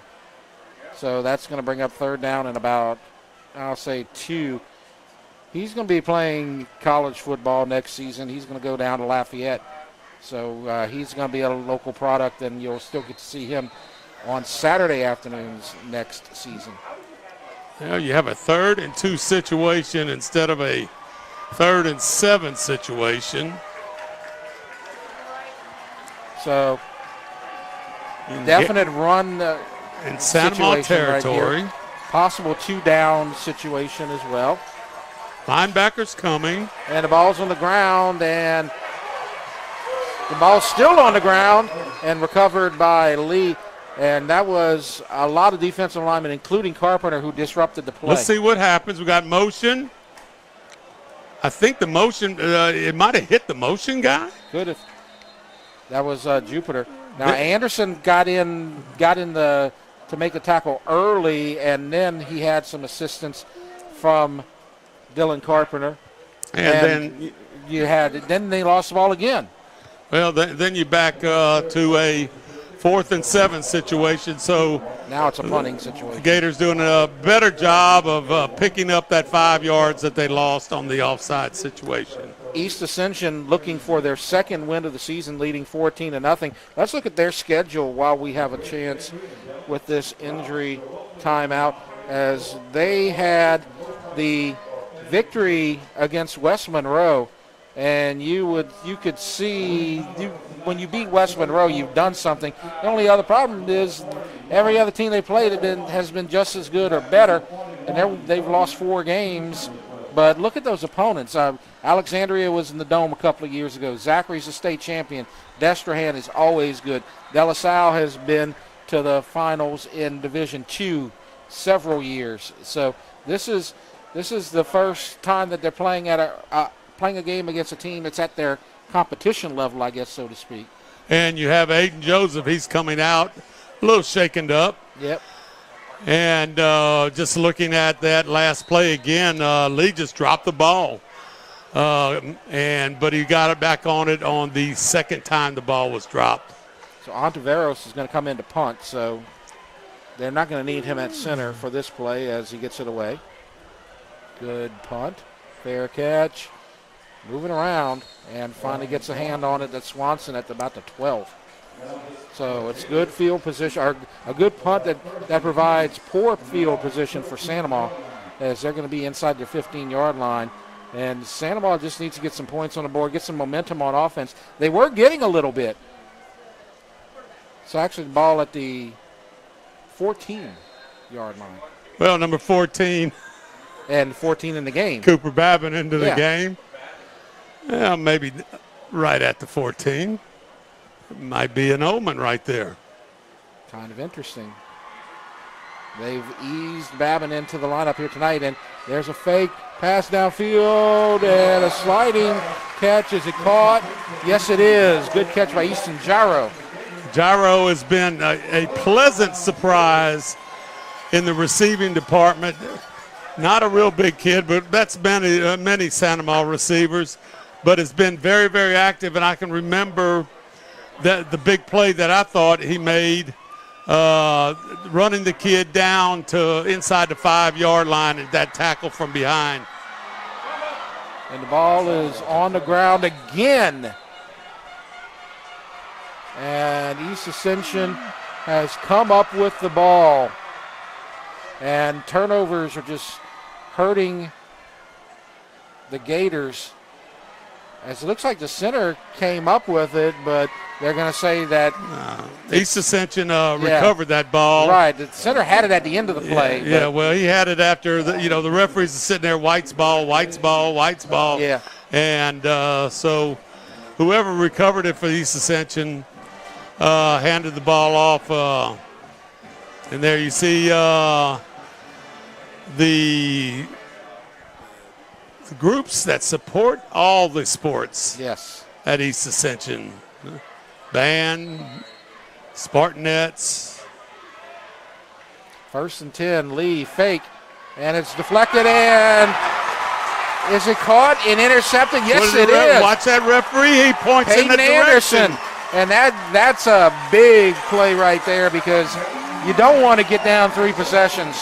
And so Peyton Anderson made the defensive play of the night. Watch this effort right here. Up in the air. Dives for it. The referee's in perfect position to make the call.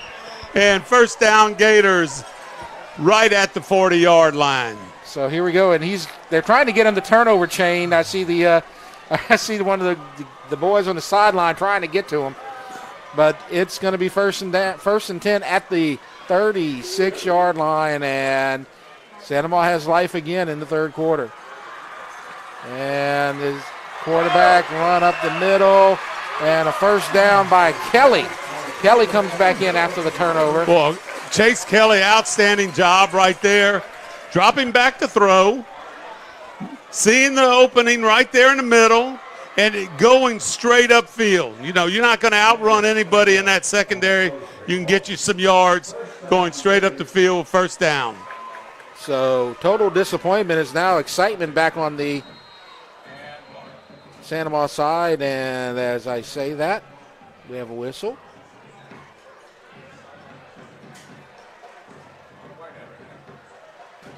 So what's happening here? All right, that's a 5-yard penalty. That's the second time that they've been penalized for a sideline warning on the East Ascension side. And basically you have the head linesman right there that's in charge of that chain and that down box. And if you are, and look, it's all carpeted white with green is where the kids ought to be. And a quick sprint pass caught, and the first down catch by Rafferty. Nice pick by Rafferty, and look, watch this. Outside right there, basically you can run it or throw it out there. Rafferty does a good job avoiding the first tackler and picking up a first down. Look at Chase Kelly right there. I know I'm not going to outrun anybody there, but I can flip it out here. Good job there by number 6, Cole Sims, a little blocking on the outside. And the drive that started with a interception by Anderson. And wow, talk about blowing up a play right there. Number 36. What a play. Wow, not a chance. Sidney Joseph blows it up. I mean, just... And Sidney Joseph. Tell you what, he is the backup defensive end, but he came blitzing right through the middle. And it's coming from Womack's spot, number 30, who has made some plays defensively. 4-yard loss, 2nd and 14 at the 44. And a deep pass downfield, overthrown and incomplete. Trying to get to Rafferty. The closest player to the ball was Nadarius Walker for the Spartans. It's going to bring up 3rd and long. Tried that little post route, but into double coverage, incomplete. That was the first deep pass, long vertical pass I believe we've seen all night for the Gators, as they're trying to do something a little different here. It's 3rd down, possibly a 2-down situation. What about a little screen right here? It's on the left side. Now he rolls out. Now he's looking downfield, and it's caught by Sims, and that's going to be about 10 yards. Looks like they're going to need a yard or two for that first down. But it's manageable now. They can get that on Chase Kelly 4th right there. Good job right there by the offensive line. And a good connection, good timing right there. Big play right here for both teams. 4th and 3.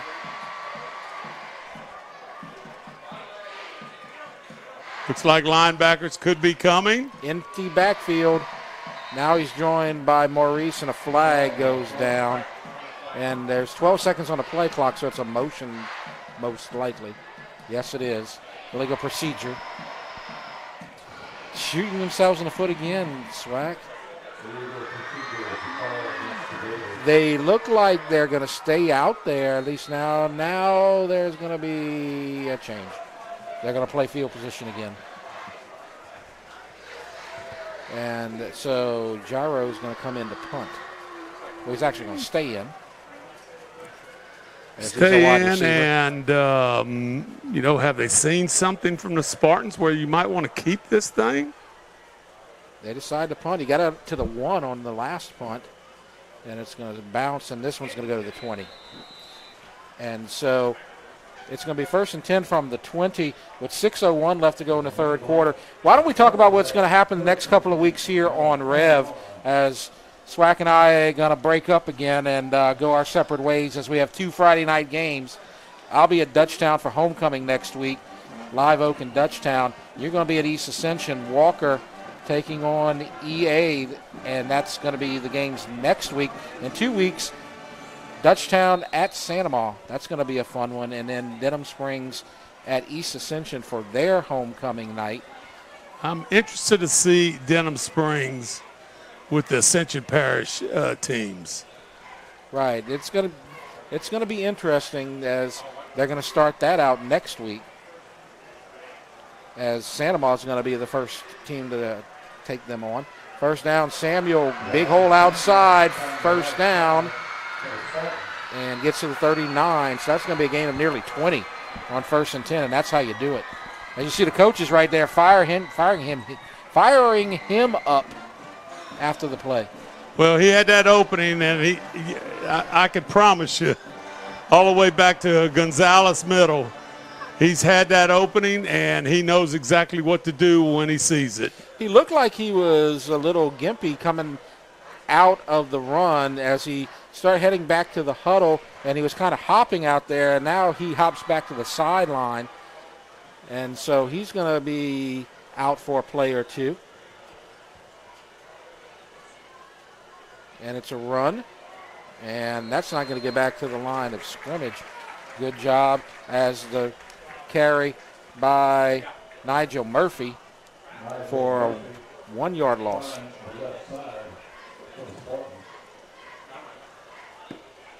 So it's going to bring up 2nd and 11 as Lee gets the signals. And we are going to have a break right here. So why don't we keep it here, and let's go ahead and talk about the 5A top 10 right now, as the top team is Destrehan, a team that East Ascension has some intimate experience with. Card number 2, Catholic High. Teams here are happy to be out of a district. Here's the thing I showed you earlier. You have 5 teams from the New Orleans area. Right. You were about to bring that up with Curtis and St. Aug and Brother Martin and Destrehan and Carr. So it's going to be got some local flavor, but the way they're going to do select and non-select is kind of different this season, and we'll get into that as the season goes on. And a penalty to be called against East Ascension, so they're going to be we got a legal procedure, somebody with a little bit of movement. Lots of flags, lots of turnovers. And, sometimes, it seems to me like the officials have done an outstanding job. It's been some pretty another obvious. Flag. As you say that, there's another flag right at the offensive lineman's heels.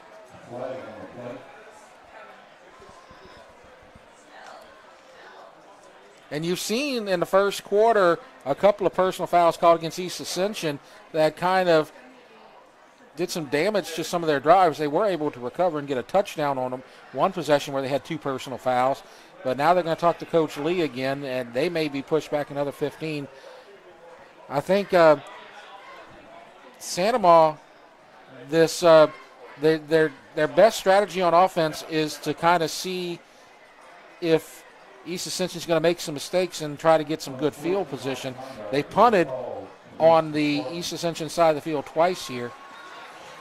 And you see some mistakes and some more penalties right here. Sandoval, if they can make a stop here, and they're going to have a chance to, as it's 2nd and long, they can get good field position. That referee just marked that ball off. That is 15 yards way back there. And I think we've seen this for East Ascension. Like this might be the 2nd or 3rd time tonight having a down and distance that is very similar to this. 31. Pressure, deep pass, wide open. What a catch! Oh my goodness, it's a touchdown. That was an acrobatic catch by Xavier Jupiter. Oh my goodness. Jupiter, watch this throw. This. Nice time. Oh, wow. Might have been a one-hander right there by Jupiter. Oh, that was a one-hander. 20-0, and just like that, it seems like the personal fouls wake them up, because every time there's a personal foul, they make a big play. I think who woke him up might have been Darnell Lee on that sideline. I know he couldn't have been too happy about that, but maybe smiling right now after the long. And the extra point is blocked, so it's going to be 20-0, and we'll take a short break. Before we take the break, though, we'll look at the extra point. And it looks like they're going to call roughing the kicker, and so they'll get a second chance to make it 21-0. Will you go for 2 here? I don't think they would do that. And one thing I want to bring up, Jupiter with that catch, he wears number 13. That reminds me of a 13 that played for LSU and was with the New York Giants wearing that number 13, Odell Beckham Jr. with the one-hander. And now it's good. Tavares. So it's 21-0, and now we'll break, as that's a big momentum shift in this game. 21-0. You're watching the REV Game of the Week.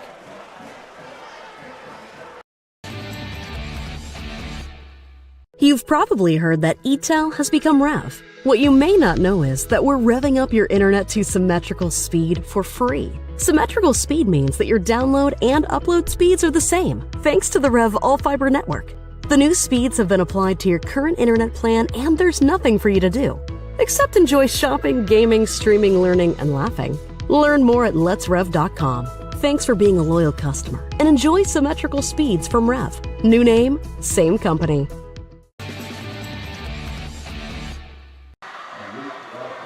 21-0, Ontiveros to kick for East Ascension. As you have East Ascension coming off of an 81-yard touchdown pass. We are still waiting right here. Coach Oliver's on the sideline wanting the referee wearing the white hat, had a question for him. And looks like now we're ready.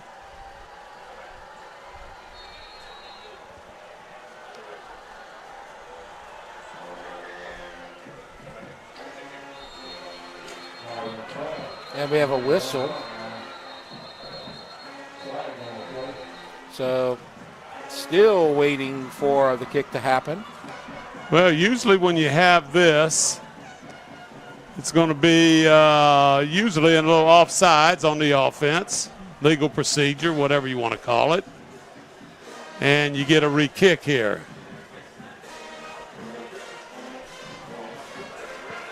So let's wait for the verdict. Man, I don't know if Santa Ma's ever been shut out in this game. still a lot of time left. You have about a quarter and a half. Checking out the notes, there has been one shutout in this series. Santa Maria with the win, 28-0 in 95.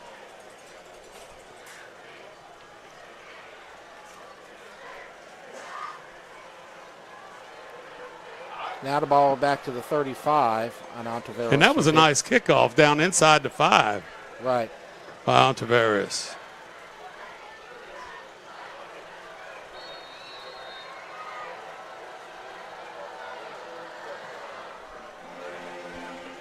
Deep kick taken at the 5. It was a good kick again. But he may have outkicked the coverage. He gets to the 30. As that was a line drive up to the 33, 34. And that's Rafferty with the return. And going back to that touchdown, 81 yards to Jupiter. And like I said, it kind of reminded me of the other 13, Odell Beckham Jr. I used to work at Lutcher High School, and I did the public address for them. And one of the things that I wanted to say, that was probably the best catch that I've seen by a high school wide receiver since Jarvis Landry back in the day whenever I used to announce those games. That I just can't reiterate how great a catch that was right there. Well, there's no doubt. And look, give Lee full credit. Nice. He's got room. He broke through the first wave and pushed out of bounds by Bouvet. There's some contact, but no flag. So did a good job just getting back to Cooper near the line Babin of in the scrimmage. game at quarterback. Yes. The offense just not able to get it together here so far tonight. They've been turnovers. They've had to punt a couple of times. They tried to play the field position game, and they lost right there on the long touchdown pass. .352 left to go in the third quarter. 21-0 East Ascension. And a whistle, delay of game. Just neither team is able to get a big rhythm right now. There's been no sustained drives to speak of so much. All 3 touchdowns have come on big broken plays. Yep. And like I'd always say this, so they count. Yes, they do.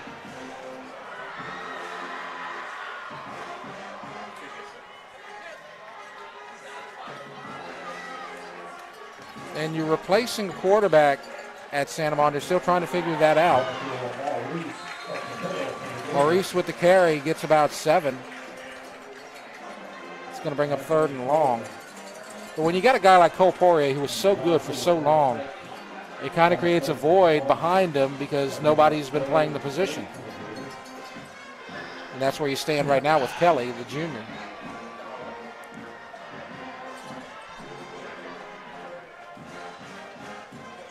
Shotgun, deep downfield, receiver open. Oh, misses. Cole Sims had his fingertips on it. Well, Coverage by Stanga. Cooper Babin had that right on the money. Just a little bit right off the fingertips here.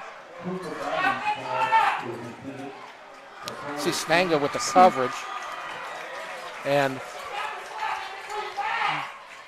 you got Babin at quarterback, who is the freshman.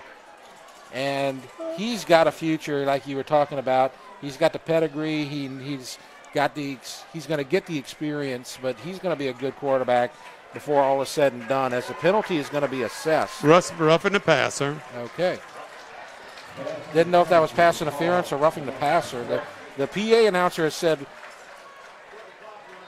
pass interference on Stanga. Well, the white hat threw the flag, and he's not going to throw the Yeah. You know. May just be a mistake in the booth. First down, and that's Kraft, and the ball's on the ground, stripped and recovered again. Stanga makes the recovery, and I believe that was 44, Coleman, who made the strip. Kraft comes through. And had the ball exactly where you need to have it. Just did not have a good hand on it. But Coleman came behind with the punch. And another thing to cheer about on the EA sidelines. And it's 21-0, and the East Ascension is looking to extend their lead after another turnover by the Gators. In the first quarter, it looked like East Ascension was going to be the team with the turnover problems with the snaps, but they've been able to recover nicely, and now they have a 3-score cushion as on first down. Carry right there by Samuel. Good to see him back in the game. He got an injury earlier. So gain of 2, 2nd down and 8 for East Ascension. They lost their quarterback, Foster, and it's been Lee who's gone the distance after that. Don't seem to have lost any momentum, though.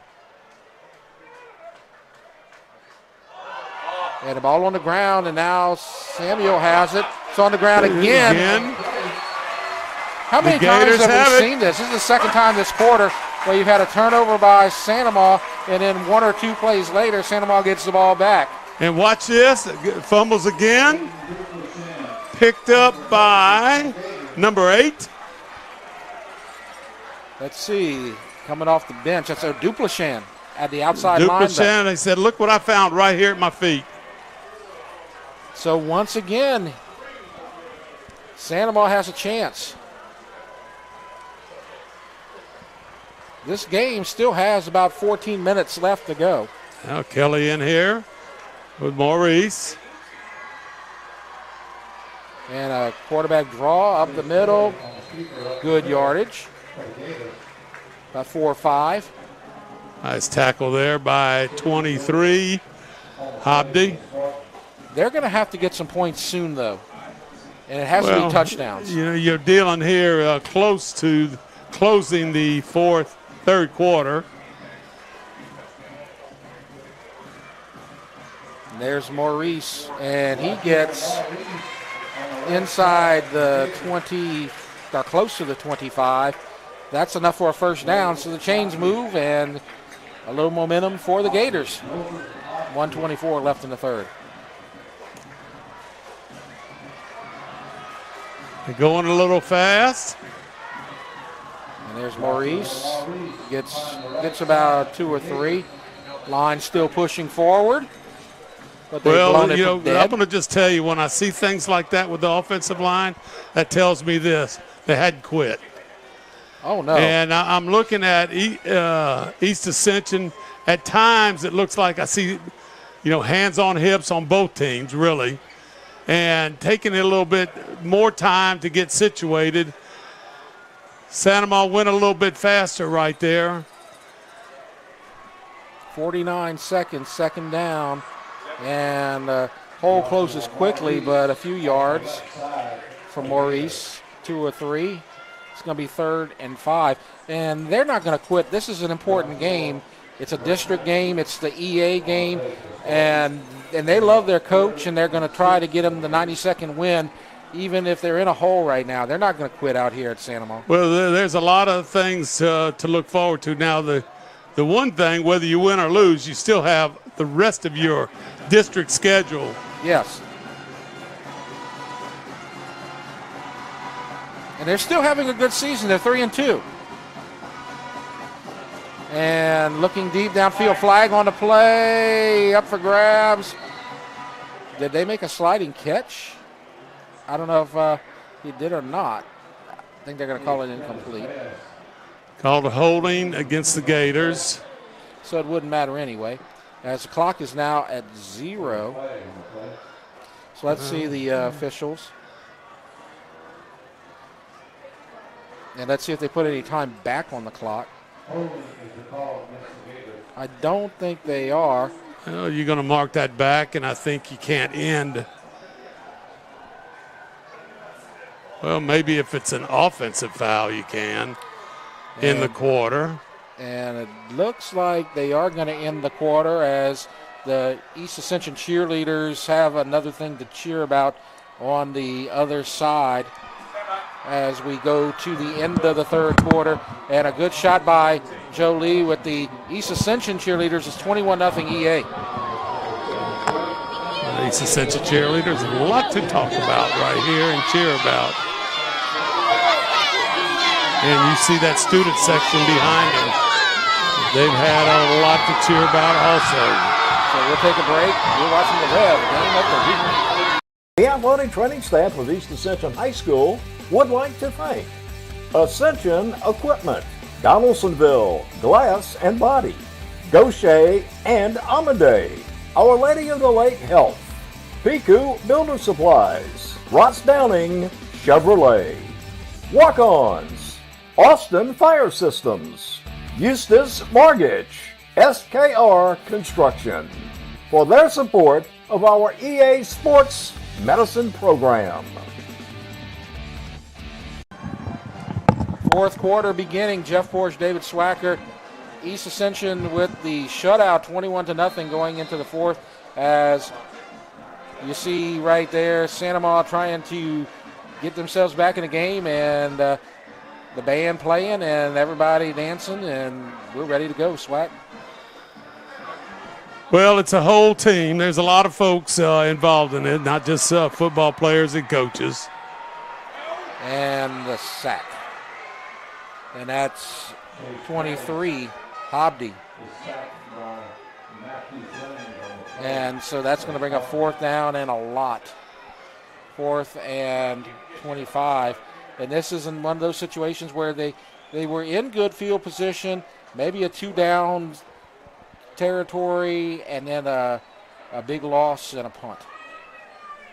Just not able to get the rhythm so far.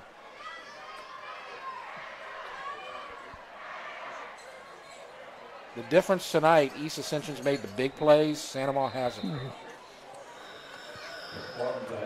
And so the ball will be down, and it's 1st and 10 for East Ascension.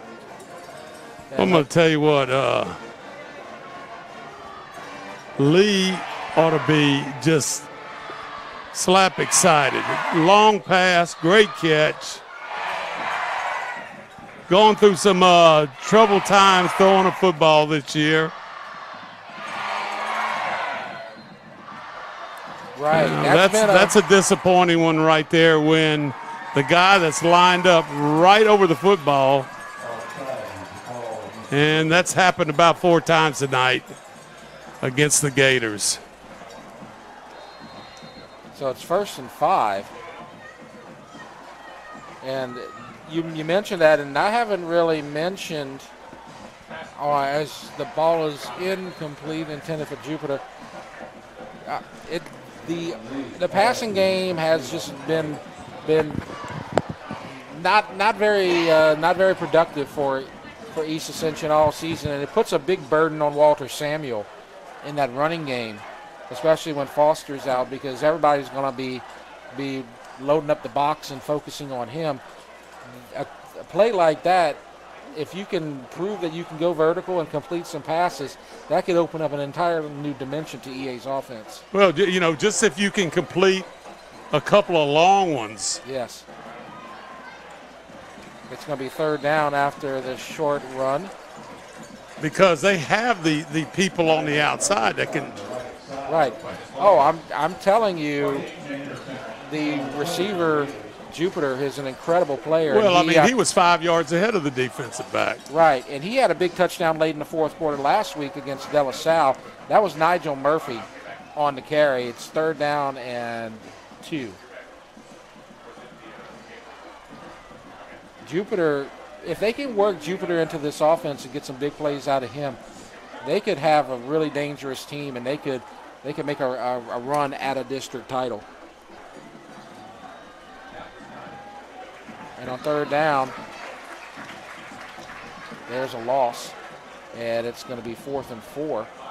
Big play right there by the Gator defense. Yes. Murphy with the carry. I haven't seen a lot of Taj Washington tonight. He's primarily the backup running back for East Ascension, but when they've taken Samuel out of the game, it's been Nigel Murphy, who's listed as a wide receiver, junior. He's got 1 catch on the season. But you also have not seen Ja'Cory Johnson. And a line drive punt. And it'll go sideways to about the 40. Well, the Gators this half, it seems like, have gotten a little better field position. Yes. And just hadn't been able to take advantage of it. There always seems to be a play or a penalty that puts them in a hole. Well, I think that, you've said it, numerous times tonight, Jeff, but it's all about, to me, one thing, East Ascension's had some big plays that Santa Ma has not. Right. Just one broken play, one missed tackle could make a big difference in this game here tonight. And right now, Santa Ma needs that to happen. Maurice breaks a tackle, nice spin. Gets about 3 or 4. And he's taken down by Walker, number 14. It's going to be second down. Ja'Cory Johnson, usually the backup running back. Right, he's injured. And he's out for the year. Forgot about that. Thank you, Lyle Boudreau.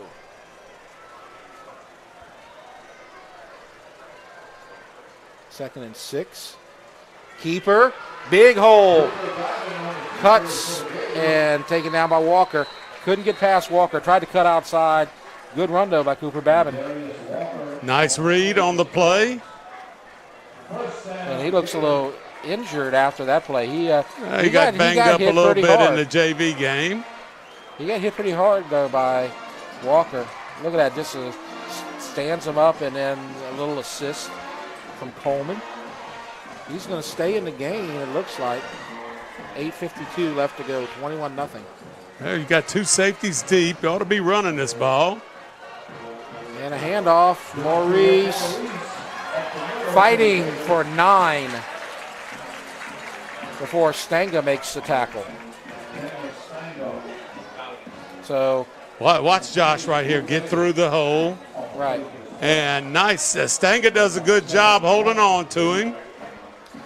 But good football right there. Yes. 2nd and 1. This is the best they've looked on offense here on the Santa Ma side, as they've gone downfield about 30 yards.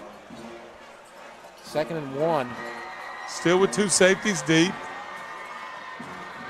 And trying to get back to the line, and Babin had pressure and is going to be dropped for a loss. Again, this is a freshman quarterback still trying to get that experience. And as you mentioned, probably plays a lot in the JV level as well. It's going to be 3rd and 4. That will go to empty formation. And this is where you want to avoid either the penalty or the big sack. And you or might something like that. might have a draw here. And a pass. In traffic. What a pass, what a catch. Well, that's about the 4th or 5th time, and they've been successful on that route. Yes, that's good Easton, read by the quarterback. Easton Gyro. Gyro with a nice grab. And that offensive line did a lot better job with giving the quarterback some time. 29-yard line, chains move, 1st down. And they're going for the home run, up, and is it picked? It is. And that's Nadarius Walker with the interception. Nice job here on the protection. Nadarius Walker, outstanding job on the coverage right there. Going up high to get that interception right there. They were trying to get it to Raffray, but Walker had position and the jumps to get that ball. And another turnover. So many turnovers here tonight on both sides, but they've been more costly for Santa Ma, for sure. As it's now 21-0 and time is running out for a comeback as East Ascension has the ball. Now, Santa Ma still has their timeouts, but every 1st down runs 2 minutes off the clock here. Swack is 1st down, handoff. And in general for the Spartans, they're going to be doing that. There's number 19 carrying the ball. Yes, that's Nigel Murphy again. He gets 5. Samuel was a little sore after a third quarter injury. You've seen Murphy a lot. Looks like you have Taj Washington, number 5, in the game, but he's more of that sniffer back kind of position right there, playing behind right tackle.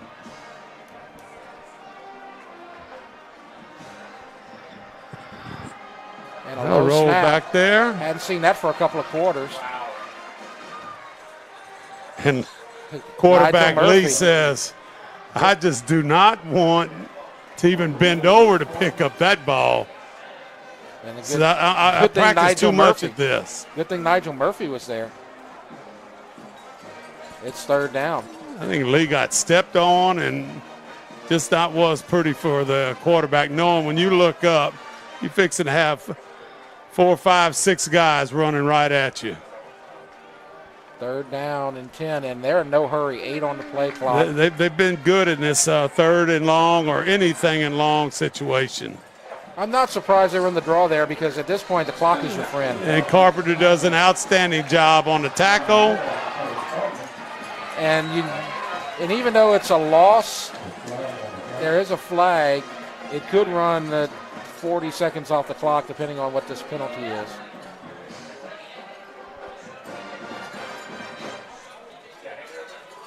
East Ascension trying to get their second win of the season here tonight.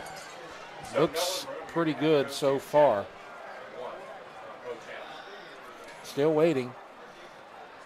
And here comes the white hat. Personal foul, East Ascension. That's about the fourth one here tonight, Swat. I know Coach Lee's going to have to evaluate the film and figure out what is going on, because I was involved in a lot of these games and you just didn't see a lot of personal fouls because basically it was a war out there. Yeah. And you didn't want to give anybody anything. And a punt, and how did he miss that? How did he miss that? And what a punt right there. From the end zone to the 50-yard line. About a 35 or 40-yard punt. And so ball at midfield, and Santa Maria will have possession. And when we look at the schedule next week, as East Ascension trying to get their first district win, they would play Walker next week, and that's one of our games of the week. And so you'll be out there for that one. I'll be at Dutchtown for Live Oak and Dutchtown. As on first down. Nice quick pass. Out to number 35.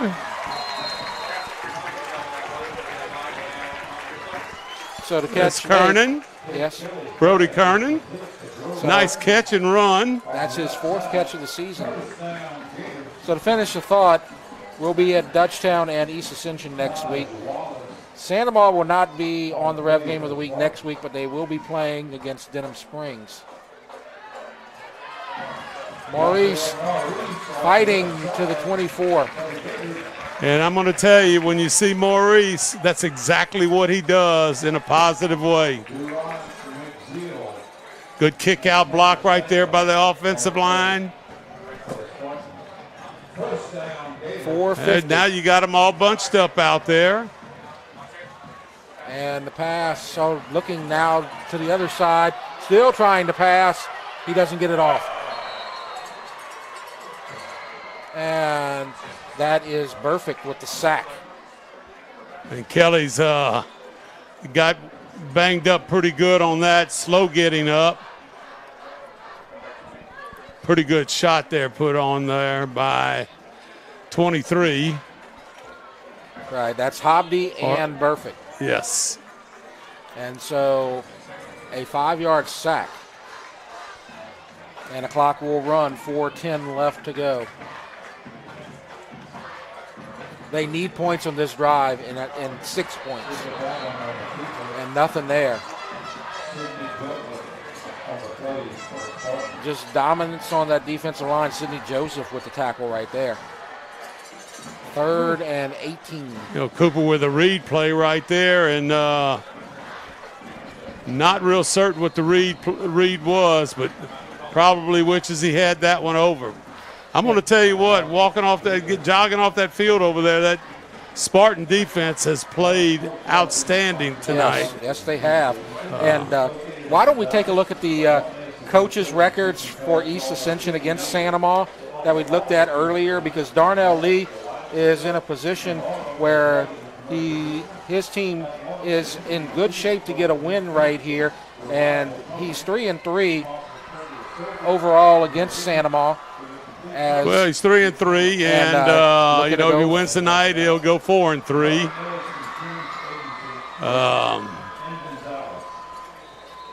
The series. The question I would have to ask Darnell would be, what was your record against Sanamaw when you played varsity football? I have no earthly idea what it is. Yep.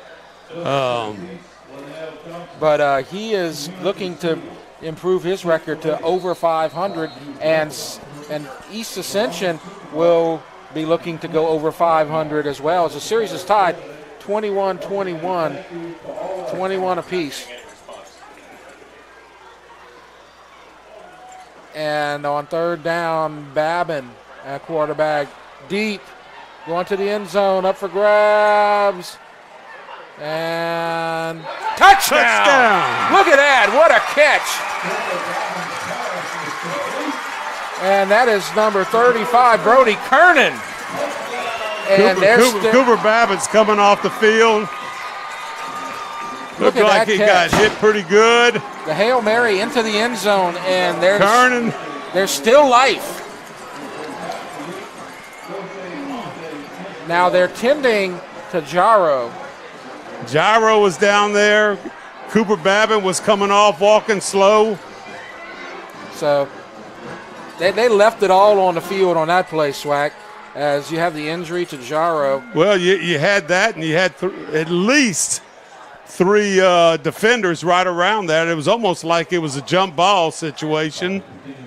And so with the injury timeout, let's keep it here because it looks like he's about to get up, and so we'll wait for the extra point. So before we take a break, as Jaro's going to come off the field, but Jaro looks like a lot of football players towards the end of that 4th quarter that put everything on the line out there. Yep. Just kind of beat up just a little bit. So this game is not over yet, but they needed the Hail Mary pass to get within the 2 scores, the extra point coming. Trabo. And it's good. We will break. 21-7, 3:32 left to go. East Ascension with the lead. You're watching the Rev Game of the Week. The athletic training staff of East Ascension High School would like to thank Ascension Equipment, Donaldsonville Glass and Body, Gaucher and Amande, Our Lady of the Lake Health, Piku Builder Supplies, Ross Downing Chevrolet, Walk-Ons, Austin Fire Systems, Eustis Mortgage, SKR Construction, for their support of our EA Sports Medicine program. Back to the game, East Ascension versus Sanamaw. It's 21-7, and do we see the onside kick right here, Swack? The kickoff, the honors will be taken by Tyler Ricardo, number 31, and they may be trying to kick right here. Looks like that's what they're setting up for on the onside kick. Let's see if they fake it and kick it deeper. What are they going to do? I don't know, but he just told the linesman, like, hey, I'm fixing to onside this. Yep. The linesman might have said, what direction you going? And that's where they go, and a fight. And it looks like Sanamaw maybe has come up with the ball, but I think they're going to be called offsides. They did recover, but I don't think it's going to count. I tell you what, I like what 31 did Nice job of going in one direction and coming back the other way, Accardo, and had a great kick with a number of hops in there. Absolutely. It was a nice onside kick, but I believe that Santa was offsides. And so that's what it is, legal procedure. Probably jumped a little bit early. So there's going to be another kick. So you would expect the same thing. I'm just, you want to avoid injuries in this game. Yes. That on made extra points, don't re-kick things like that. You're right. They try it again, and good recovery by East Ascension. No doubt about it. That's Darian Franklin, a junior wide receiver for East Ascension. And so now we look at the clock because that's what matters right here. 3:30, 2 timeouts left to go for Santa Ma. So a first down doesn't put the game out of reach, but it's going to be pretty close. And now you have a new quarterback in the game, and oh, wow. The handoff to Samuel, and now he's got a big hole, and he's inside the 20, down inside the 15, and a near disaster turns into a blessing. Court DeLotte is the quarterback, number 15, and he just barely got that snap. Get a good shot at DeLotte right there. That was his first snap here tonight. And that's kind of how we started this thing, with snaps like that. So that's a first down. I don't know that the clock ran, and we're at 3:20.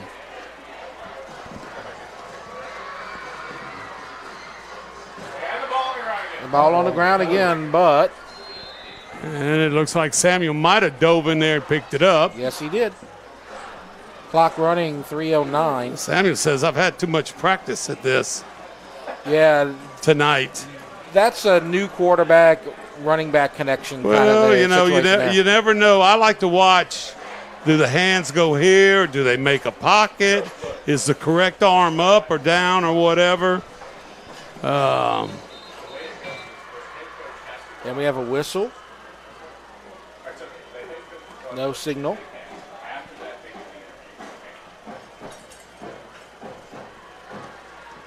DeLotte at quarterback. And back there with Samuel. 2:42. We've been a lot of questions, people coming by and asking us, when was the last time Santa Ma was shut out in this thing? I guess we can eliminate that question now. Yep. So DeLatte gets it to Samuel, and it's going to be a timeout. So a second timeout called by Santa Ma. And we talked about Coach Darnell Lee. Let's look at all of the coaches as the three. He's going to perhaps move to 4-3.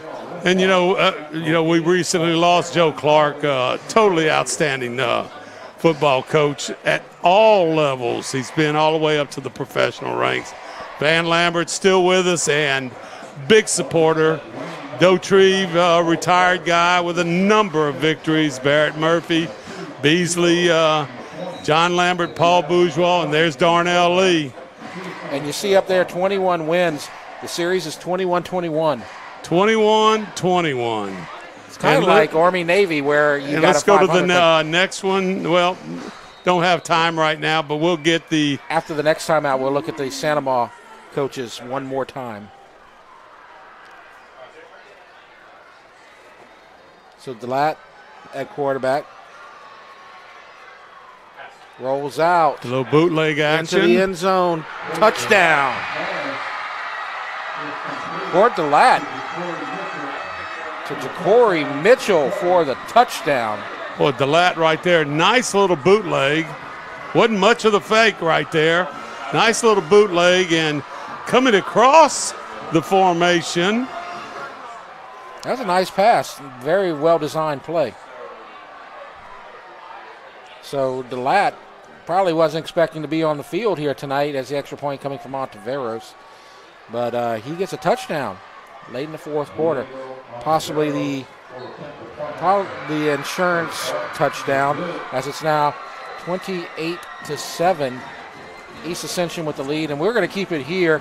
Let's look at the Santa Maria coaches while we have a chance. And started off at 79 with Elsie Webb and Bob Fabre. Only 1 year piece out of those guys. Then Lloyd Wax really did an outstanding job getting the program going in the right direction. Then Doug Morrow came in 85. I was fortunate enough to come in there with him.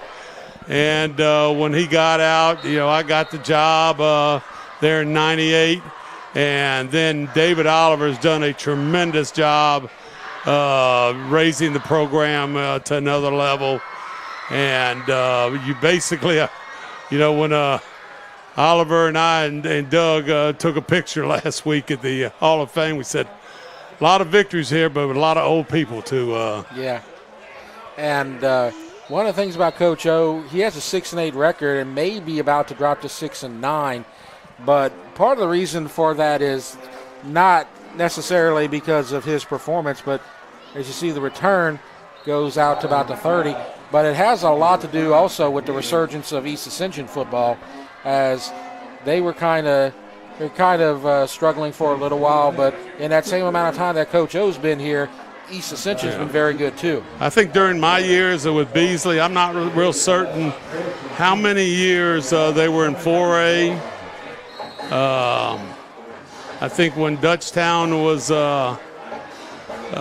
built, they dropped down just below the 5A numbers.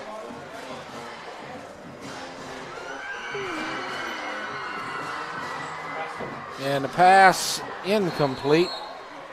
Lots of hands on that ball. McNabb was the intended receiver.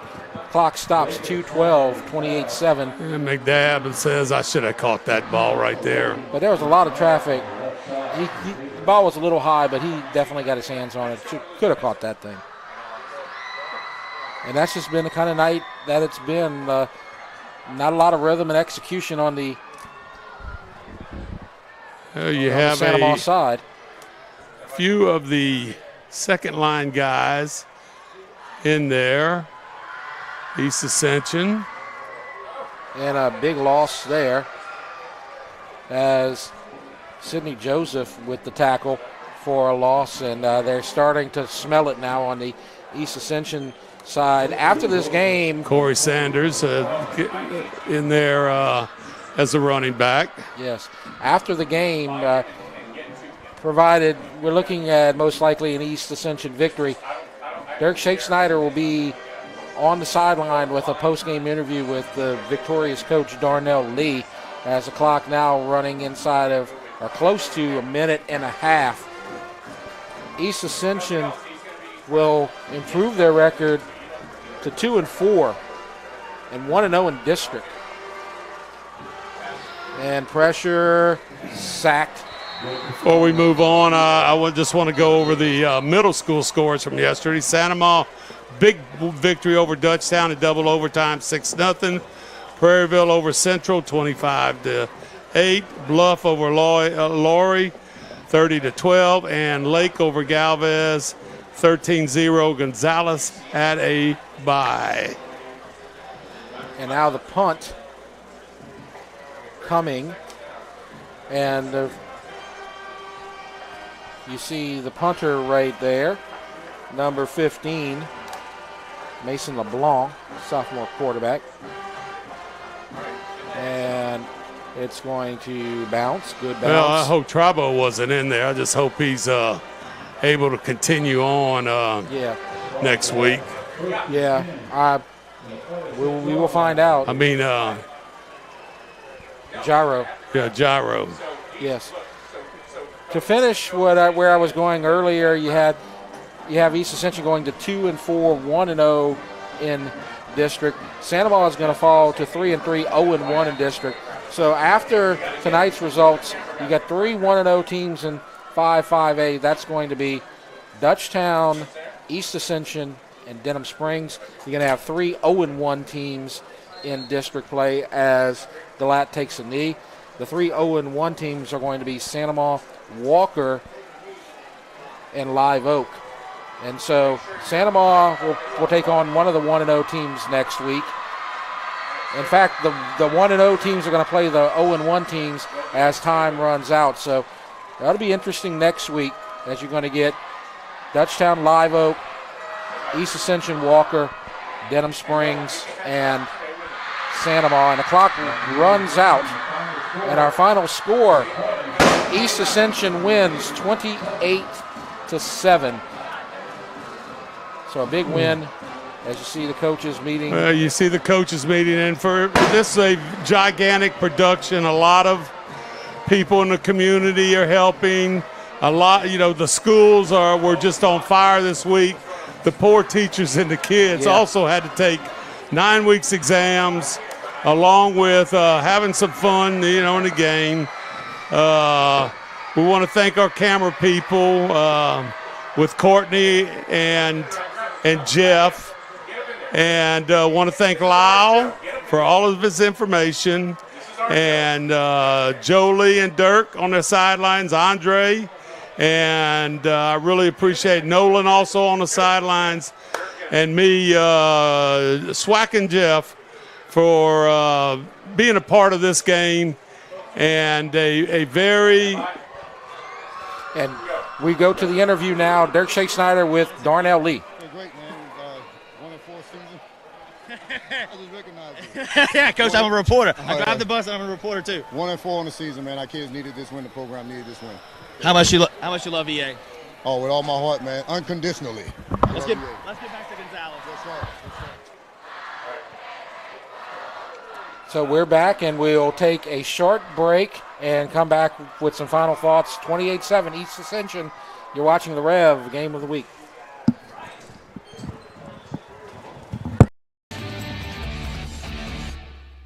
Time doesn't stop, and the world keeps spinning. Community, culture, and communications, the powerful circle that connects us together. We're creating the next evolution, a network built for every possibility, moving faster than ever before, streaming us forward into the future. And the revolution is closer than you think. RTC, ETEL, and Vision are now REV. New name, same company. We just moved, so there's millions of... Dahlias in bloom, over 9 acres. When we started, we grew 1/4 of an acre. Now I'm taking on new projects on the regular. We always dreamed of having this property, so... I want to make my yard look as beautiful as... Largemouth bass? Yep. We've got tons of them, don't we, buddy? There are millions of ways to make the most of your land. How will you make the most of yours? Come see us at Ascension Equipment for John Deere sales and service. Save more today and mow tomorrow.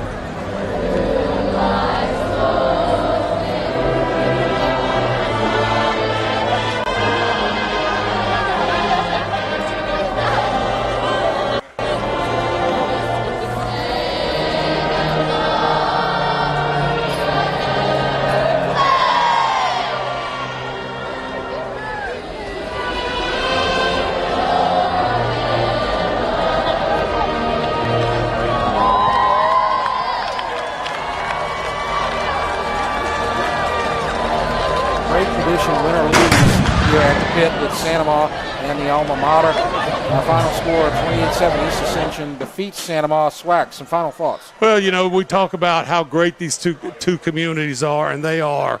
East Ascension and our Gonzales area and the Santa Ma area. When you talk about a rivalry, you have to have the communities. You have to have two outstanding schools in EA and Santa Ma. And a huge part of this rivalry is going to be the two teams, the coaches, the players. So, Jeff, what was the score, how many wins for each team in this rivalry? It was 21-21. East Ascension takes the lead now, 22-21. And so Darnell Lee and his whole group can say in the year 2022, East Ascension won number 22. And it's a significant one. It gets them back in the swing of things, and it gets them back into contention in district play, finishing with a 1-0 record here tonight. And 1-4 doesn't matter as much as 1-0 in district play. And so our final score, East Ascension wins 28-7. And join us next week for the Rev game of the week. We have two, Dutchtown versus Live Oak for homecoming, and Walker at East Ascension. And that's going to do it for our broadcast tonight. For Coach Swack, I'm Jeff Porsche. Thanks for joining us. You have been watching the Rev game of the week.